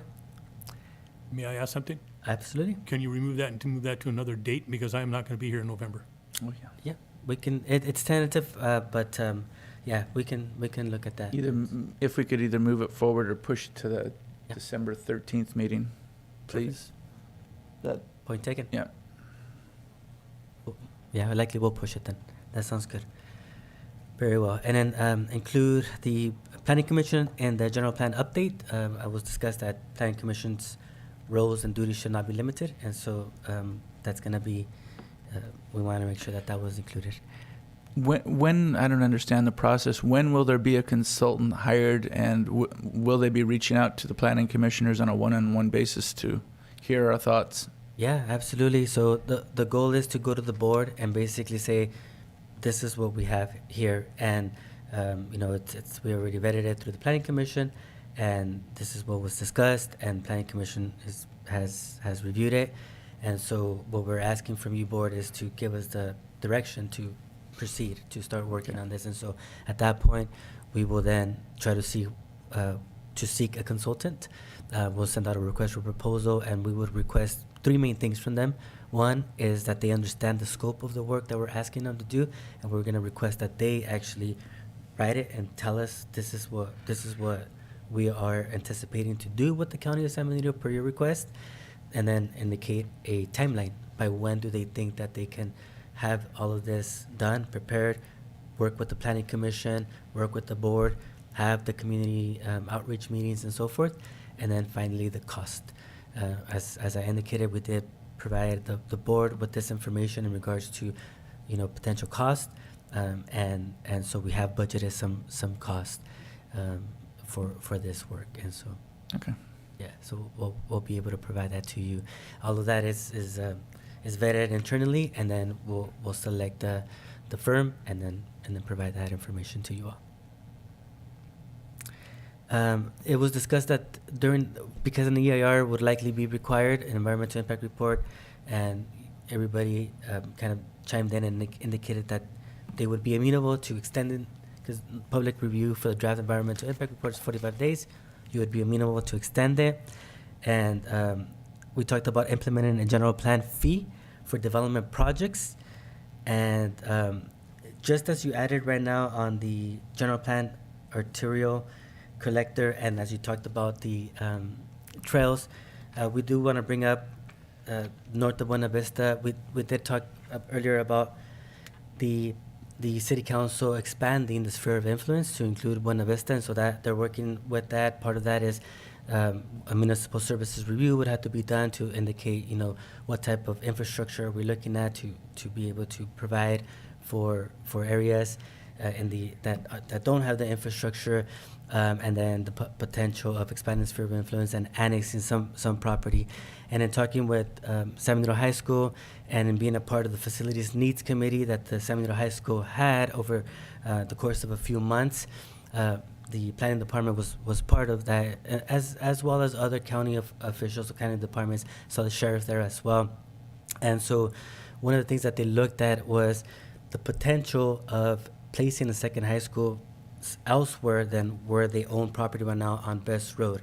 And some of the requirements, and we have superintendent and the finance officer for the high school here as well that I'm sure will like to speak during the public comment period. What was discussed was that where if not in the location where they currently own, can there be a potential for a second high school? And so what they looked at different parameters. They looked at where the location could be in proximity to current developed land, where there are current high school students where they can attend. I remember seeing a map where it's a GIS map showing like all the location of all current students, and it was amazing to see a visual where just overwhelmingly it's more in the city of Hollister, and the area would look to be more towards like the north of Buena Vista. So that what came out of that, one of the findings that came out of the community facilities needs workshops was the potential of, or the possibility of, having a site north of Buena Vista. And so the high school went before the city council to basically address the general plan update and indicate they were amenable to the potential of expanding the sphere of influence. My understanding is that the city of Hollister was amenable to do that. And so if indeed north of Buena Vista is a potential site, it is important for the high school to be able to have that area have a land use designation that is consistent to a high school. Mm-hmm. And the consistency there would be PQP.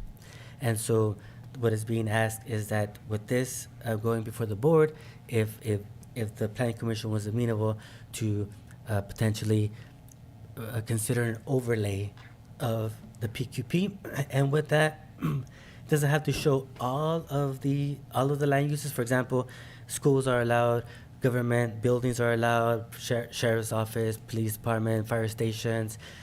So there's a list of all the permitted uses within the PQP.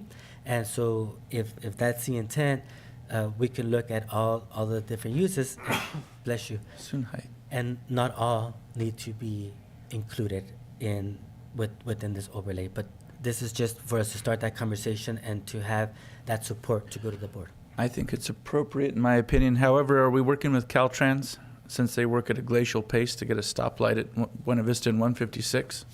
Because students pulling out of there with big rigs is not a good idea. that is a really good comment, Chair Gibson. Whenever we do an environmental impact report or mitigating neg deck, Caltrans is a responsible agency, and we provide information, the reports to them for comment, and that is one thing that we can start focusing on, and Yeah, basically. if we could get COG to start working on that sooner rather than later. The location, to be exact, will be on the other side of the 156? Is that, so it's Buena Vista, and then, It would be, oh, where exactly we're on talking Buena east, Vista? east of 156, I'm assuming. For the potential high school, or Mhm. correct? Okay, thank you. I And just wanted south to- of, South Right. of Buena Vista? south Right. of, no, Right what's road the, or west? Right. right? You want it Right at the corner right in Buena Vista? Is that where you want it? Well, they don't have a, this is just a Oh, general okay. area. Just a general area out there. Go ahead. Would you like to put up, this is actually the last of it. If you like, we can open up to public comment. Yeah, if you could just, Sean, if you could just give him a moment to finish, and then we'll come to you. Thank you. Okay, thank you so much. And the last one was the implement a general plan fee for development projects. What we talked about is when we do the overall update of the general plan, our overall update is going to be in 2035. And so these documents are expensive. We're anticipating that the update of the 2035, just based on the reports, the studies, looking at all the different roads, reviewing whether they're collectors, arterial, all of that can be upwards of around $4 million.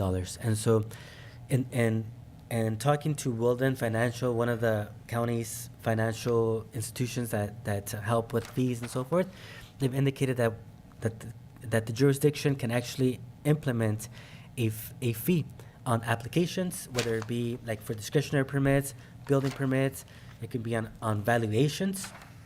And so that was discussed at the Joint Planning Commission board meeting. And so there's three types essentially. One, it could be a flat percentage fee for planning applications.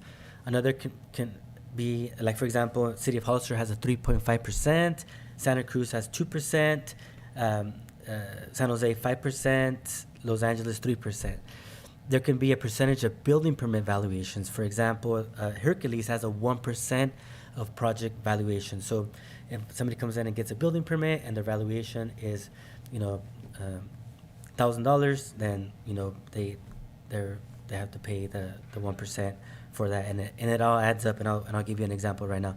And then the other are categorized per building permit, like Santa Rosa. For every new single-family home, they pay $569. The applicant pays $569 to start adding this into the fund for when the general plan update occurs, which ours is up until 2035, but we'll more than likely start working on it 2030 or maybe 2028 for the overall county of San Benito. So, for example, at the beginning of this year, January, we had a total of 55 permits in January, building permits, with a valuation of $1.7 million.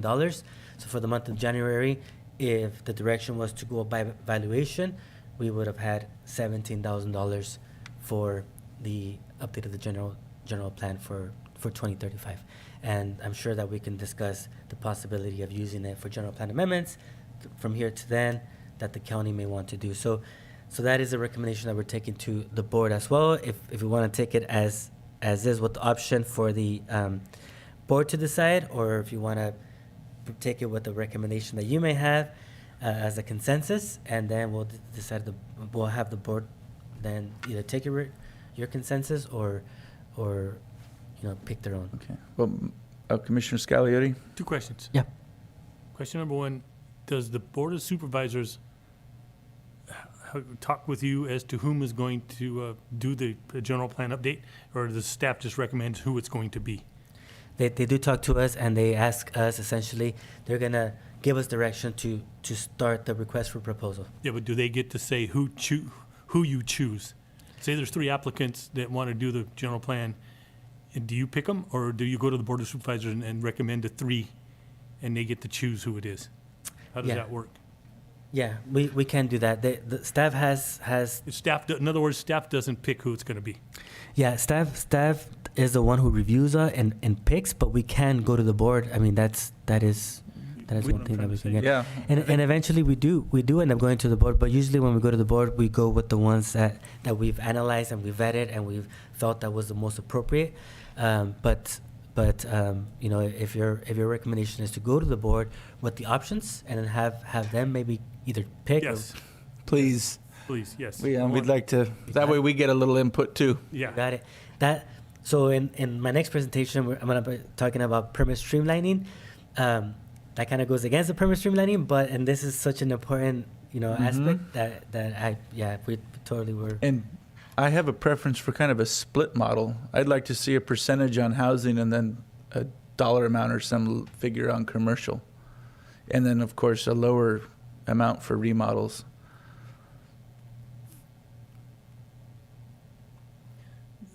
That 1% for a project valuation, does that take in like Santana Ranches, so it's worth, say, $17 million a month?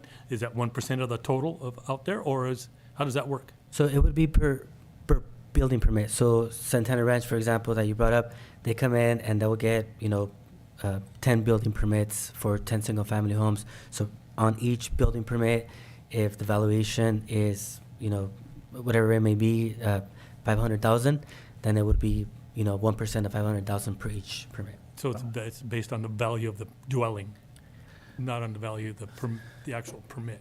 It's based on the value of the dwelling. Yeah, it would be the value of whatever's being constructed, in this case, the dwelling, yes. I think I'd rather see like a 3.5% on residential, Oh, yeah, I didn't say I wanted 1%, I'm just. and then a friendlier dollar amount for commercial and remodels of residential. Hopefully the previously existing residential's already paid some sort of freight, and then we'll deal with the new ones as they come. That would be my opinion, Yes. Agreed. and I think there's a consensus. That sounds good. It sounds like it's a consensus for categorize categorize per percentage for housing, dollar amount for commercial, that's more reasonable, and a lower on remodels. Mhm. Very, very well. That sounds good. And then this is the public And then, Buena Vista.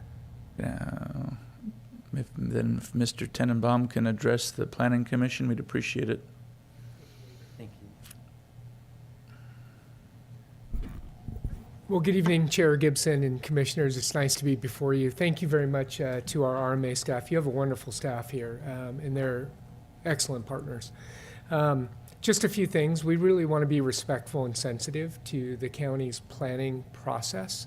We also want to be respectful and sensitive to the city's planning process. So the high school district is caught in between two worlds, the city's growth and the county's desire for growth and or zoning amendments, et cetera. And so when we are talking about a PQP overlay in the Buena Vista corridor, we're really looking at the greatest student density that is coming to the high school currently and projected. So we're really looking at how the city is planning, and I heard some great comments tonight. We want to go up, not out. So when we look at density and we look at the type of dwelling, multifamily, we look at high density, we're trying to be sensitive to that. We want to make sure that our planning and our preparation really inserts nicely.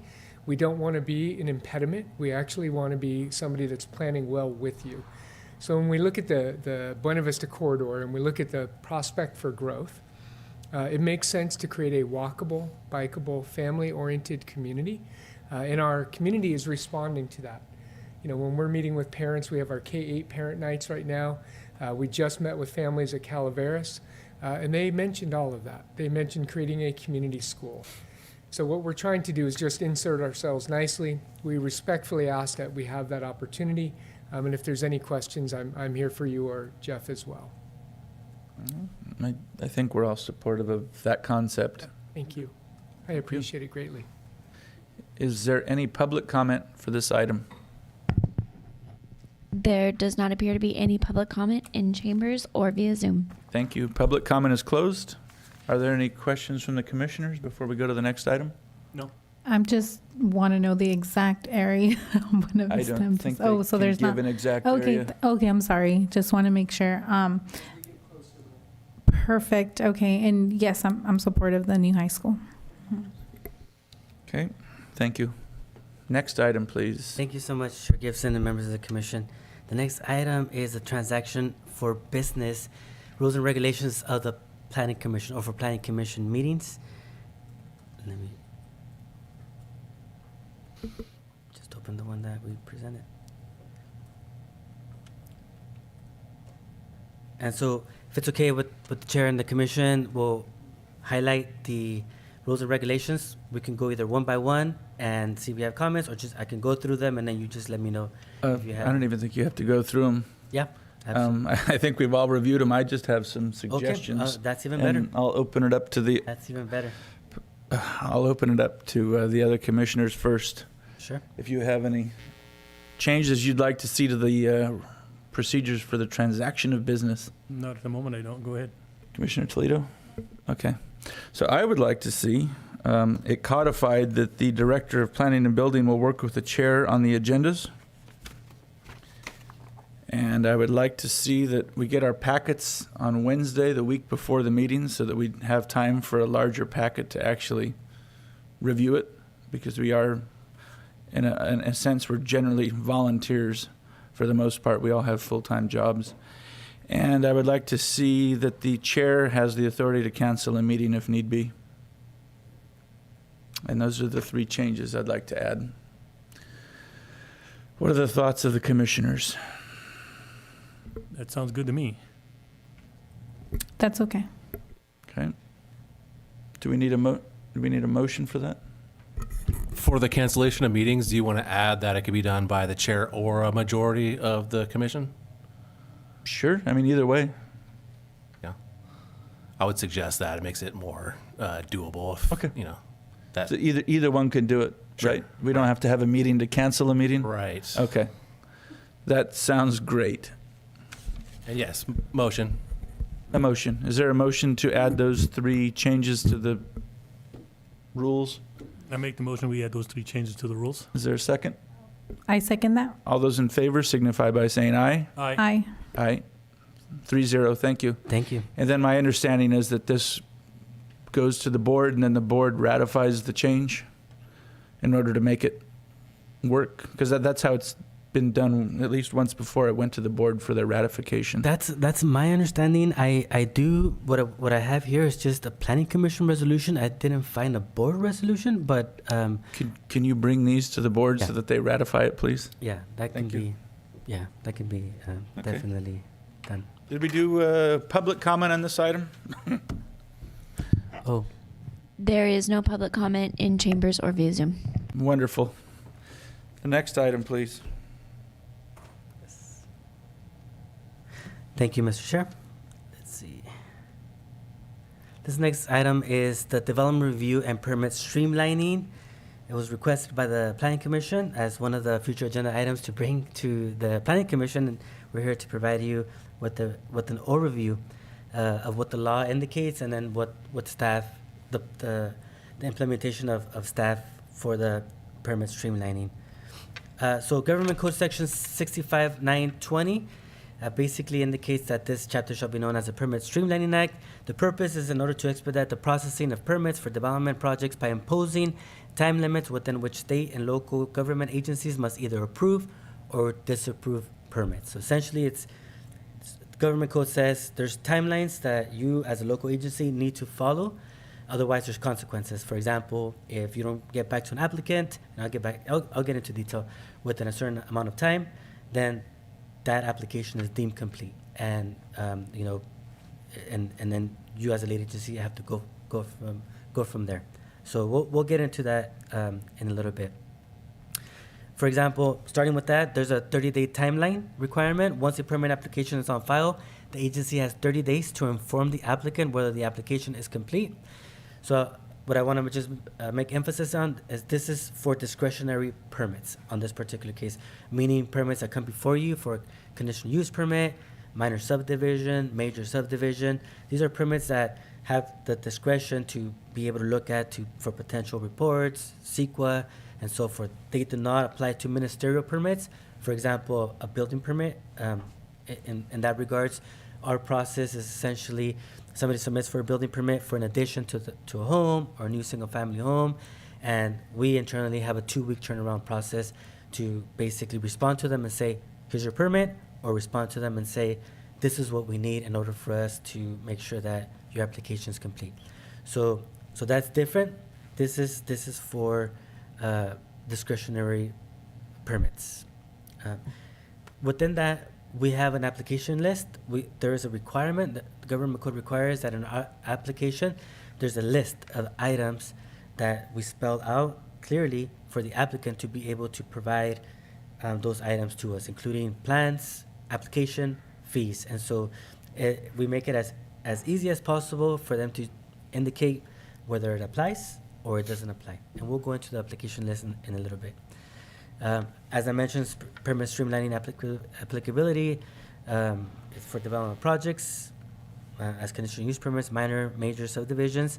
It does not apply for legislative land use decisions such as a general plan amendment, approval or disapproval of final subdivision map. It doesn't apply to ministerial projects like building permits, and it doesn't apply to administrative permit appeals. On the application list, for example, we require that the application is completely filled out. CEQA fees are paid if applicable. And for example, on the site plan, we want to make sure that we have the north arrow, property owner information, APN, land use designation, zoning designation. We want to make sure that we have the building site area clearly identified, grading amounts. All of that is, the designer should be looking at all of this and making sure that it's on the plans for us to be able to process it. If there's going to be any tree removals, if there's going to be if there's a fire severity zone, if the property has the Alcross is within an Alcross Priolo zone, and this is basically the Department of Geologists indicating that based on existing faults within the area, they have mapped an area that's, and you should probably already know this, where there could be a potential fault.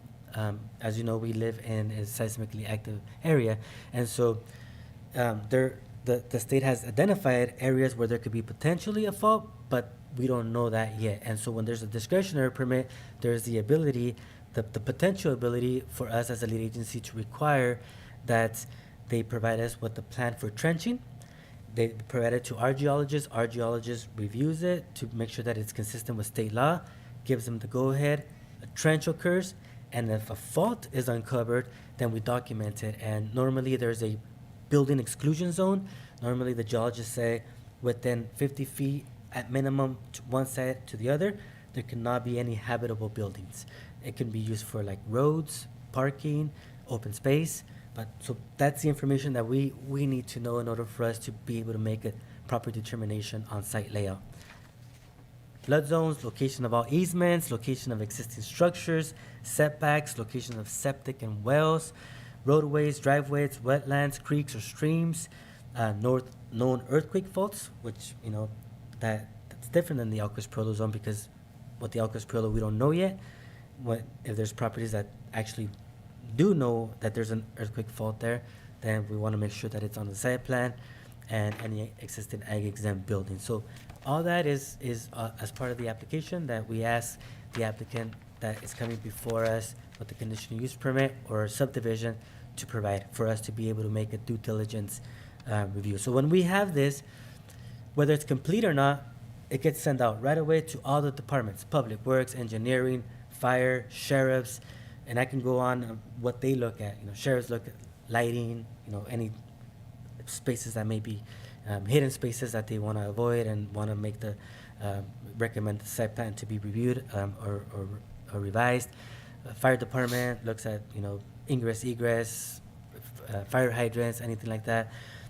If there's any type of connection with environmental health, restaurants or any type of food, environmental health has it, and they are all required to respond to us within 30 days. That is, if they are missing any information or any information that they're requested to have, they respond to us. We're, as a planning department, we're the gatekeepers of these applications. So we are required to receive that information within 30 days, so we can send the applicant a notice of completeness saying you've met your requirements. We don't need any additional information.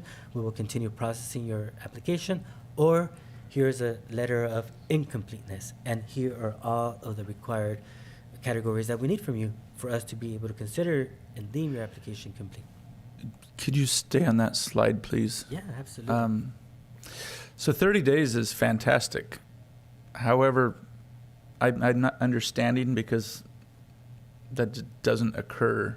From my viewpoint, we had a wine tasting facility that did a simple changing of beverage license types, and it took 2 years to get through the process.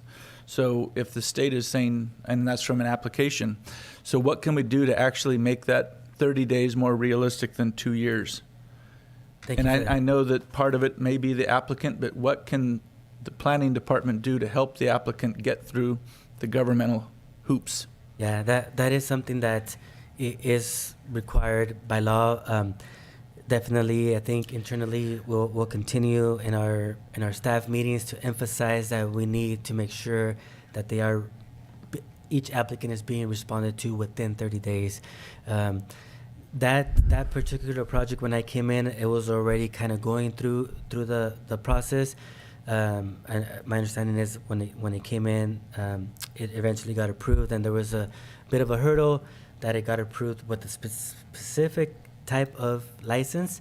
And when it went to ABC, the request was different, and ABC says, well, your request is not what your approval shows. And so we came before you to basically remove the specific of it and just say it's an ABC. So absolutely we'll respond to those, and our emphasis as staff, is just to make sure that these are being responded to. Okay. And are we like Monterey County and other counties where the applicants can log in and see where they are and what they still need to do? Or are we still using paper and phone calls? Our next presentation will discuss all about that, Okay. and it is electronically. It can be electronically viewed, but they can also call us. We know that Okay. there's people that don't need to, Okay. are not too tech savvy or don't prefer technology. Either way. Okay. Thank you. All this up here, this goes under permit streamlining. Is this at your guys' level out there? All these things go through planning. So septic isn't that environmental health? Absolutely. Oh, do they get back to you in a timely manner? I've heard not. We are How working. come not? We are working on that. We're the gatekeepers. We send it to all the different departments that pertain to their purview, and so Well- there's been issues. There has been issues that we're trying to resolve. Absolutely. How close are we to resolving them? We try to meet as often as possible. I'll talk a little bit about when we do like development review committees meeting. Essentially, when we have all the comments and we're ready to come before the planning commission, if needed, we have a development review committee with all of the different agencies and representatives from these agencies. And during those meetings, we strive the importance of making sure that we get comments in a timely manner. To not prolong. Okay. So if the state says you have 30 days and these departments decide not to respond or they're dragging their feet, why can't we just say, okay, well, you lost out on your input and we're going to proceed without you? I mean, government has to be held accountable. Otherwise, they'll sit on their laurels. I mean, when the previous principal planner was there was a stack of files on his desk and uncashed checks, and there was a lot of issues. And we need to clean it up immediately and not work on it for another however many years or months. Yeah. I'd like to see it yesterday. Well, I can tell you, our current principal planner is on it. She Yes, she does is. not have. Yeah, she does not have any. We of need that the stuff. entire county to be Absolutely. on it. If they were all like her, Yeah. we would be moving on like a little oiled machine instead of a broken down rusty bucket. Absolutely, we would be. Absolutely, we would be. So yeah, I just have one question. So after the 30 days that the state wants us to complete all of these categories, what happens exactly? so the 30 days is essentially the government code's requirement for agencies, and so we as a lead agency must abide by that. So we need to make sure that we register when the application was submitted, and within those 30 days we all have ticklers, basically indicating that whoever's managing that project is going to be responding with a letter of completeness or a letter of incompleteness. And if it doesn't, that means that the applicant suffers because if it doesn't, then the applicant is deemed complete. It's complete, and so we need to basically move and move forward with the So applicant. if environmental health doesn't respond, you're not going to wait 60 or 90 days for them? You're just going to say, okay? You're gonna approve the septic tank and say, let's go? I mean, So we would, because of the health and safety reasons of a project, we would try our best to do like a condition of approval saying that, pending approval of the planning commission for your project, you would need to get a building permit, or not a building permit, but a septic permit from environmental health. So then we would basically say, look, we didn't get your comments in a timely manner, but here, we will direct them to go to you as part of the building permit process. Is there anything that can be done to override a department that fails to follow the law? That's the thing. I mean, if one department cannot function properly and it holds up an application for 2 years, something's wrong somewhere. Yeah, And it may not be environmental health, it could be another department, but there's no excuse. yeah. who in the chain of command can hold them responsible? CAO. Who in the chain of command can make sure that they are doing their jobs in a timely manner and get it done? That's the CAO. CAO? Yeah, okay, Okay. thank you. You're welcome. Any other comments, or can we move on? Move on, please. Very well. Other information that we need: grading plans, drainage plans, floor plans, elevations. So we have that. With all the items on the list, we deem it complete. So essentially, at this point, we're at the application submittal process. By this time, all the different received it and should have already commented.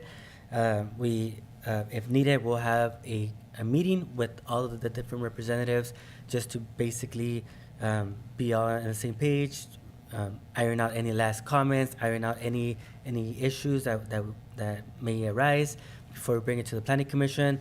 Our goal is to bring it to the Planning Commission, even though I know sometimes there are some hiccups, but with as clear and concise as possible.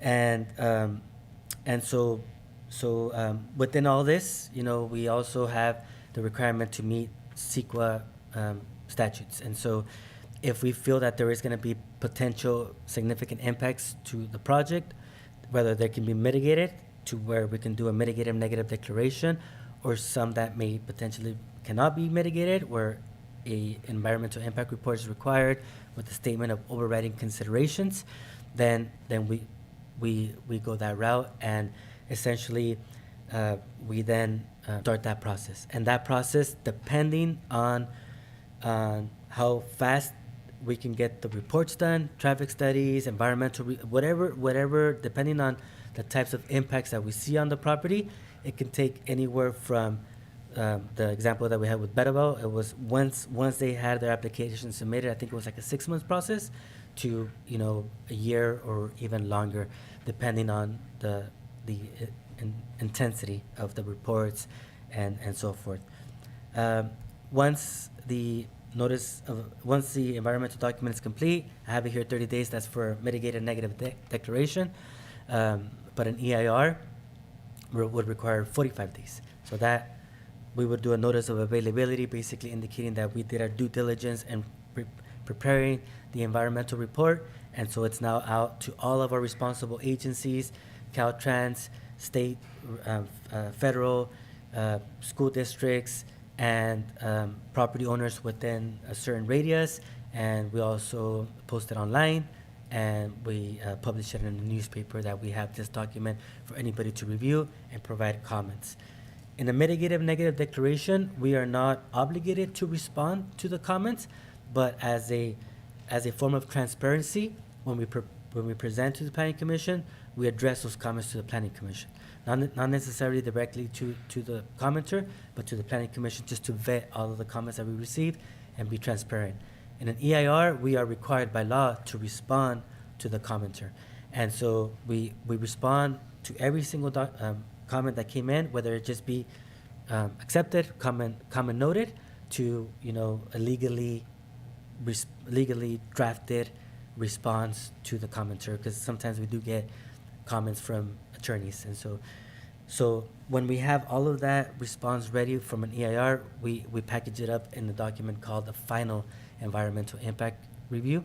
And by law, we have to have that available to the public and to the members of the board and planning commission at least 10 days prior to coming to the planning commission for a public hearing by law.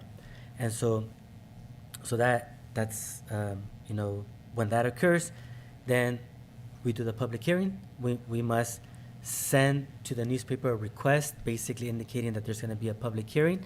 We need to send it at least one Friday before it gets published, and then it has to be published for at least 10 days before we do the planning commission or board of supervisors meeting.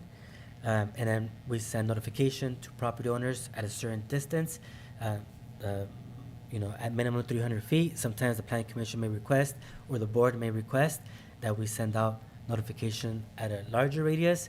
County parcels are larger, you know, normally there's not a lot, but when we are asked to do a larger radius, you know, some of these more recent projects, we've sent out over 1,000 letters to property owners to let them know about the public hearings. And then we bring it to planning commission. Planning commission reviews, analyzes, makes a determination, and then there is a 10-day appeal process where the property owner is, or anybody who is aggrieved, member of the public, maybe the audience, is aggrieved by the decision of the planning commission to take it to the board. Okay. Is there a computer program for the getting everything noticed properly? So that, because we've had some issues in the past, is there a system that will keep us from missing things? We ourselves are responsible to make sure that we put reminders in our calendars, you know, because if we're working on a project that we feel that, you know, in December we are able to bring it to the planning commission, we want to make sure that we put on the calendar date the date that we need to send it to the newspaper, because if we miss that date, then we can't have it unless we request a special planning commission meeting. So yeah, we set calendar reminders. Okay, so it's just a manual process, nothing automated. Is there anything that can be automated We as a can look at backup, or You can look at that and see. does Acela have an option to do something like that, or some other computer program that you all use? These computer programs are only as good as what, you know, the information that we provide to it. So essentially, we would provide to them. If Acela had that, we would indicate, and we can verify, because if it did, we will definitely do it. We'll indicate these items are potentially going to the planning commission in December, so we need to make sure that we send a public notice to a newspaper by November 17th, so it can be published by November 24th, and then there's 10 days before the planning commission meeting. And so if Acela has that, we'll look at it and we'll do it, but otherwise, we actually put reminders in our calendar. Okay, just wondering. Yeah. Yeah, and right now, Errol's gonna give a presentation on Acela, and so, you know, she'll provide. Well, thank you for doing those reminders, because I'm sure it's time consuming and. Especially with all the meetings this month. Right. You've been on your toes. A lot. And speaking of streamlining, your commission has also indicated that, you know, for accessory structures for agriculture, you raised it up to, I believe, 25,000 square feet. Off the top of my head, I was trying to find the section right before where it doesn't need to come before the planning commission. It can go, it'd be ministerial. And then ADUs as well. The state has provided flexibility, and we have gone beyond. The state says minimum of we can allow 1,200 square feet. Your commission recommended 1,500, and that was approved. And also we have the pre-designed plans for people to be able to pick up and use those if they wanted to. Cool. Speaking of the ADUs, what have we done to promote the public's knowledge that we went through all that work and those exist? Because I don't think we've had a lot of ADUs built. Yeah.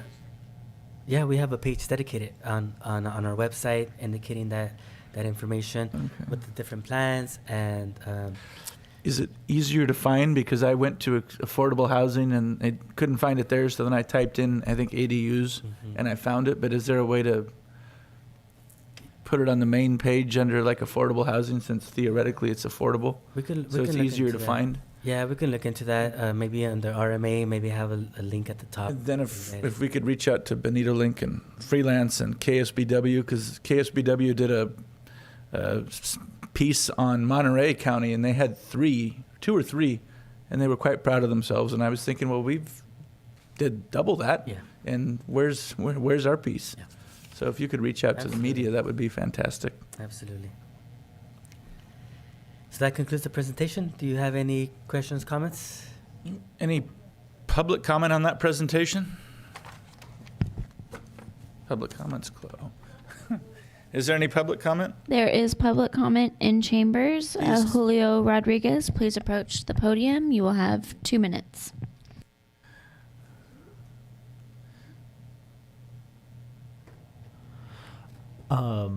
Just real quick, there's a new law that you can also sell the ADUs as well. Just wanted to bring that to staff. So I think it's just showed Elliot. We're just talking about that right now. AB 1033, a new law allows homeowners to sell ADUs like condos, boasting home ownership. So yeah, just had to put that out there. And then lastly, I kind of zoomed in, the community study areas. Was that this presentation or last presentation? Last one? Okay, there it is. That's all I had to comment on this one. Okay. And Ms. Salinas?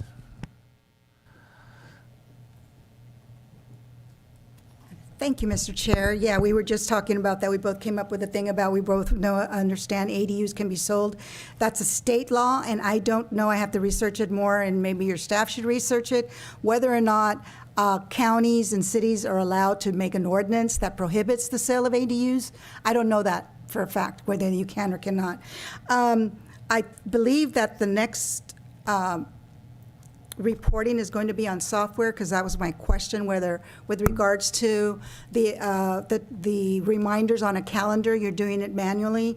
I'm sure there's got to be software out there already available in larger communities, larger municipalities, that you can get that software, depending on what cost, or steal the idea of it. Somebody can create it. I mean, we have IT people.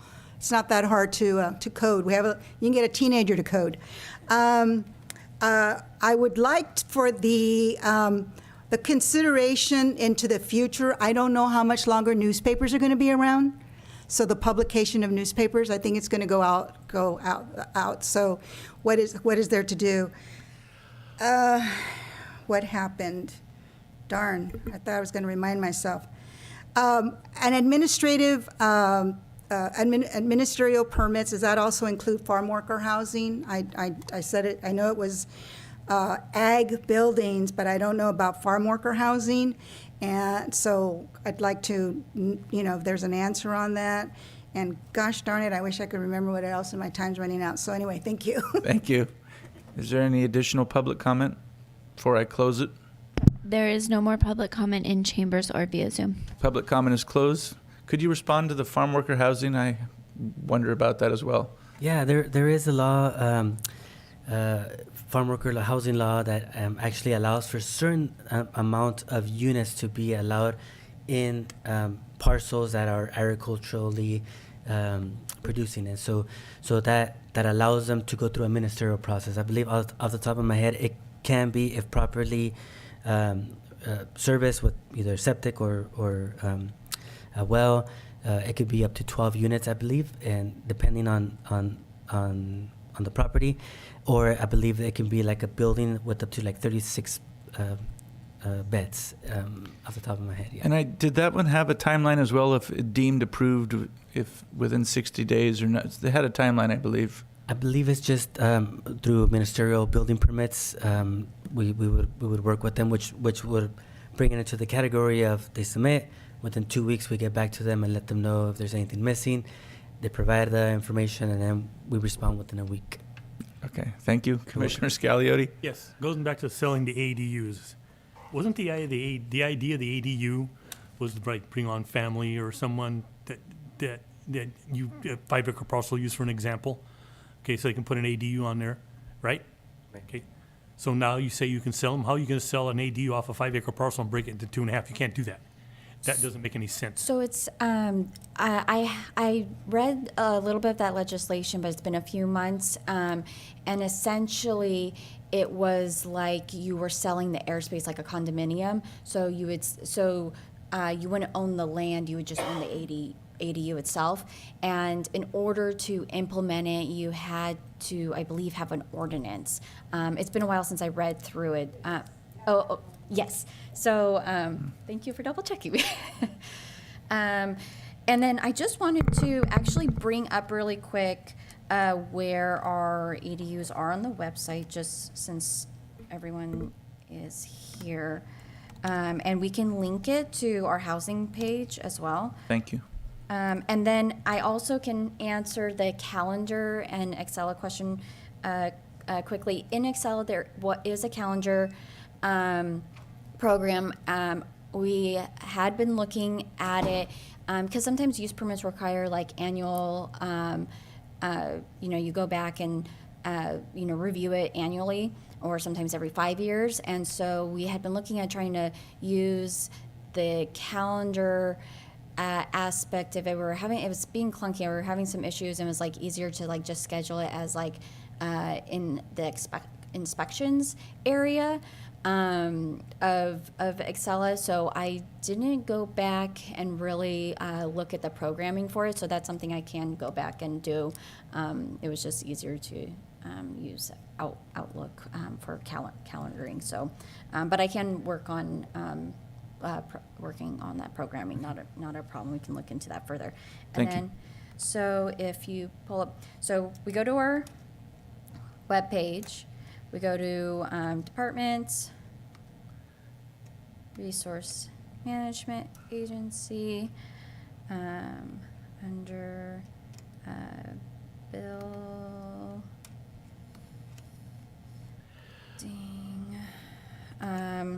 is the county pre-approved ADU building plans. It's under our building division, but, and so, before you start, and Victor actually helped create this page, so thank you, Victor. And so it includes the handbook, the ADU zoning that we've done. We are going to be updating our zoning to include 2 per lot as the recommendation from Planning Commission. Thank you, Planning Commission. But yeah, it has the plan submittal requirements, the application, liability waiver, and then the plans themselves. And all 6 are up here and available. But yes, we are happy to. Yeah, if you could go back to where it had the blocks that had the different, I think it was 2 pages back. There was one that said affordable housing. I think that would be the appropriate spot to click it, because I almost gave up, and then I decided, well, I'll just put ADUs in the search, and I searched for it. But it seems like that would be the best spot to put it, where you don't have to click through all the side links.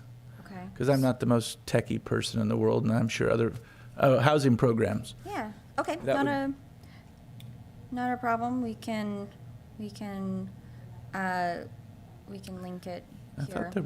thought there was something that said affordable housing as well, but the county websites. Always room for improvement. Yes. Yeah. So yeah, we can link that here. Thank you. Not a problem. Commissioner Toledo, did you have any? Scagliotti, all good? Okay. Is that it? Or are you still going? I have my presentation if you're. Okay. That item is complete. Okay, Yeah. thank you. Thank you.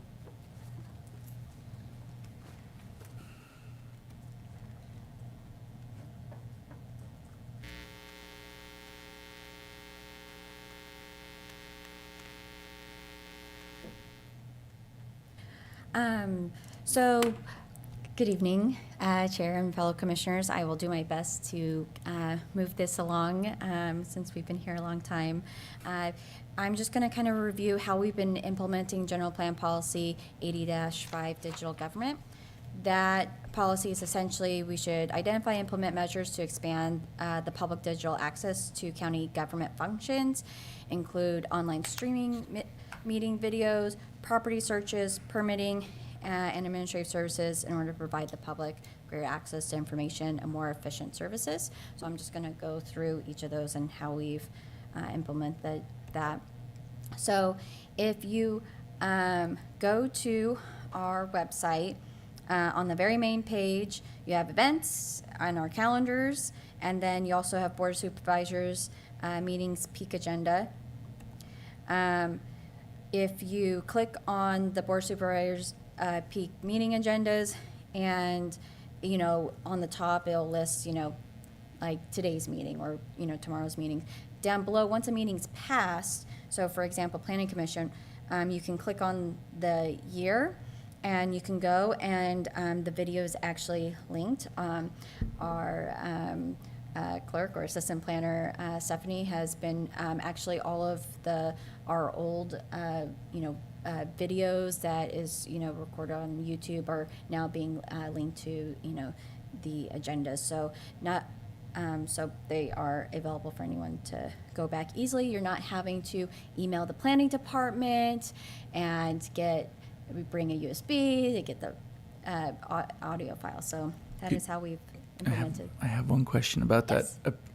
The board has it where if you click on agenda and you click on a specific item, it'll bring you to that particular clip. Is it the same thing or? Yes, so we have the ability to do that as well.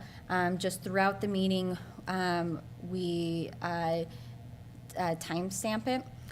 We haven't actively been doing that, but we can actively do that from this step moving forward, per the recommendation of Planning Yes, Commission. Not a thank problem. you. Because it's dry going through hours and hours of planning commission meetings. Okay, not a problem. We'll have that moving forward then. Thank you. Then, in addition, you know, all of our meetings now have been available via Zoom as tonight. So just a reminder. Then, you know, how can people look at their property information or see what their, you know, property is? So if you go to the main page under Departments and Geographic Information System, and you click on Online GIS Viewer, you're brought to this page. You can, if you know your APN, you can put your APN. If you don't, you can click on I want to, and there's an address search under I want to, and you can put in your address, and then it'll zoom right to your parcel. And under the Layers tab here, there's a variety of different things that, you know, you can look at to see. And of course, we get calls and people walking in daily. If someone walks into our counter, you know, we'll pull up on the screen for them and, you know, walk them through, you know, everything they would like to know. If we get a call, our planners, you know, will send them all the information via email or how, you know, how to get to it on their own. And that's how we're implementing that. Then also under Departments and Resource Management Agency, so this is, you know, for Excella and instructional videos on how to do it. So I won't make you watch these videos tonight. They are available here.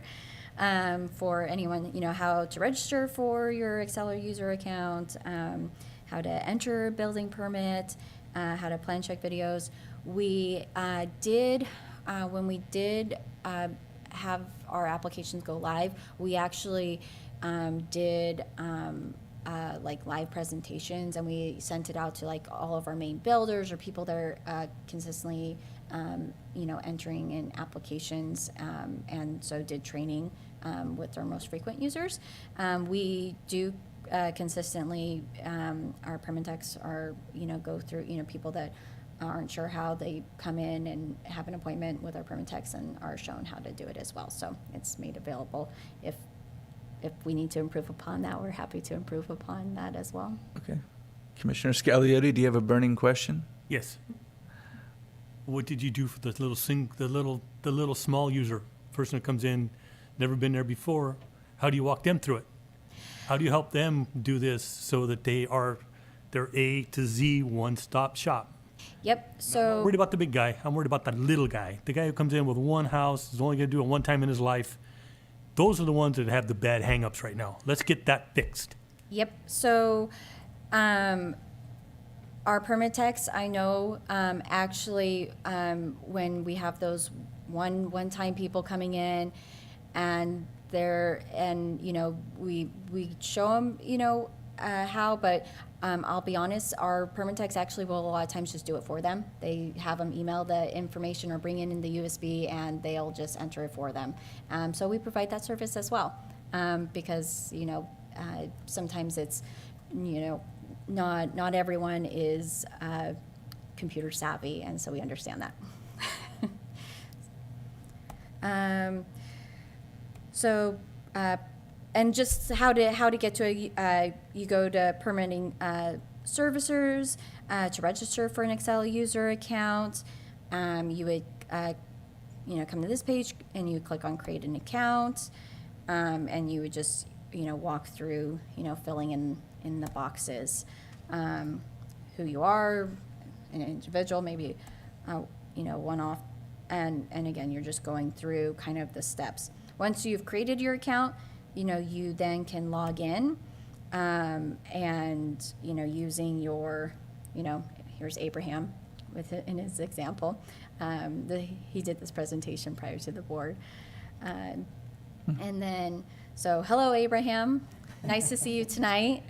And he's entered his application. So you can you either click on create an application or search application, or if you've already entered and now you're needing to schedule inspections, and you know, can schedule inspections. You know, you can search for, you know, different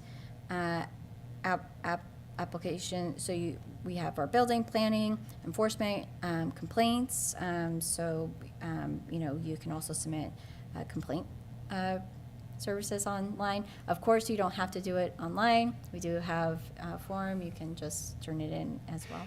Sorry, go ahead. I have one question about searching. Is there a standard way? Is it, because I've looked up addresses before where I've seen things occurring and nothing pulls up.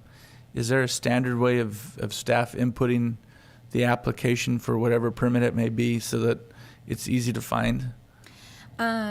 Yeah, so, you know, the main part that we tie to is APN, and part of the reason for that is sometimes an address doesn't exist. It'll be 0 and a lane because it doesn't exist until there's a house, and there might not be anything there. So APN is our key, and Okay. so, but if you're doing a general search, that might be difficult to, you know, find. The address is, you know, part of the building permit process is you do get assigned an address for a property. So Okay. Once you've actually you've created your, like you've submitted, let's say it's your application you've submitted, you'll receive, this is your building permit number. And so the easiest way is to kind of just search using your building permit number. You're not having to go back. And it'll pop up your application of what,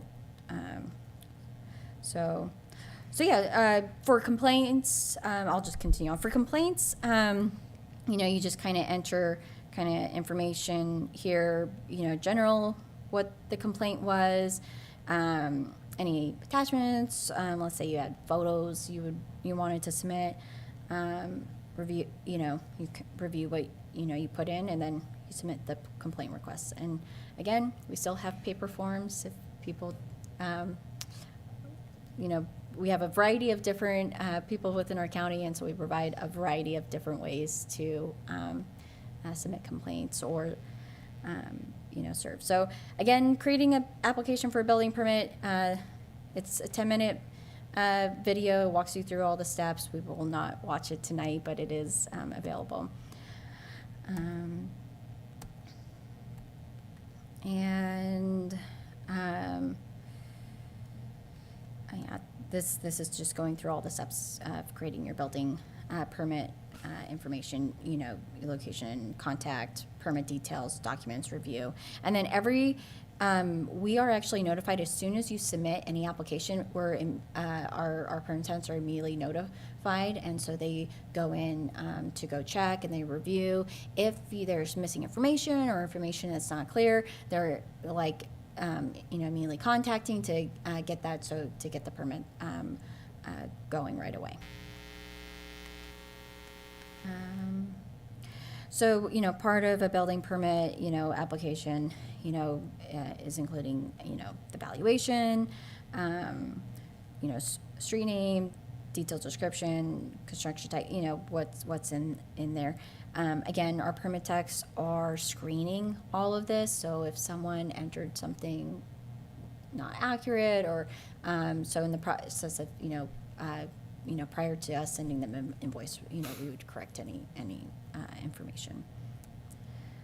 And then, so let's say you've submitted plan check status, so you can, search your application. So you'd enter your building permit number up at the top. And so then you can kind of check, and it's going to kind of show you where it's at. It's going to show you, yes, planning sent their comments, but environmental health is still outstanding, or all your comments have been, submitted, and you're going to see, all of those in there. And it'll include the record info and the processing status. So yeah, there's application acceptance, plan distribution, code enforcement, building review, fire. These are all our, regular reviewing agencies. I will, and this is be standard for a building permit. On our planning permits, we include all these, but planners actually will go ahead and we route to a wider range depending on for example, we would route to maybe Caltrans, or other, different state agencies that would, be triggered by that particular planning application. But for building permits, it's pretty standard and straightforward. The same agencies are reviewing. And then, so again, you can do, for searching, there's a general, kind of search in there, record name. I've gone in, sometimes if I'm missing, information, I'll search by different things, like sometimes I'll just search the street address and kind of go through, or if I know an applicant's name, I'll use that, APN, or so there's different, different ways. You sometimes you enter if I can enter the address, and you can look at every single building permit planning file that was submitted for that particular address or APN. So here's just another generalized way to search. And just, for example, you put in Cyril, and it's just going to pop up all the different things on Cyril. So that concludes my presentation and what we've done so far. I did want to mention that we are actually continuing to digitize older files, and as we slowly digitize them, we're adding them into Excel as reference records. One of the things that we're doing too is, if something, some question, has, come up on a particular older project, we at that time, we'll take the time and scan, the documents and stuff so they can be found.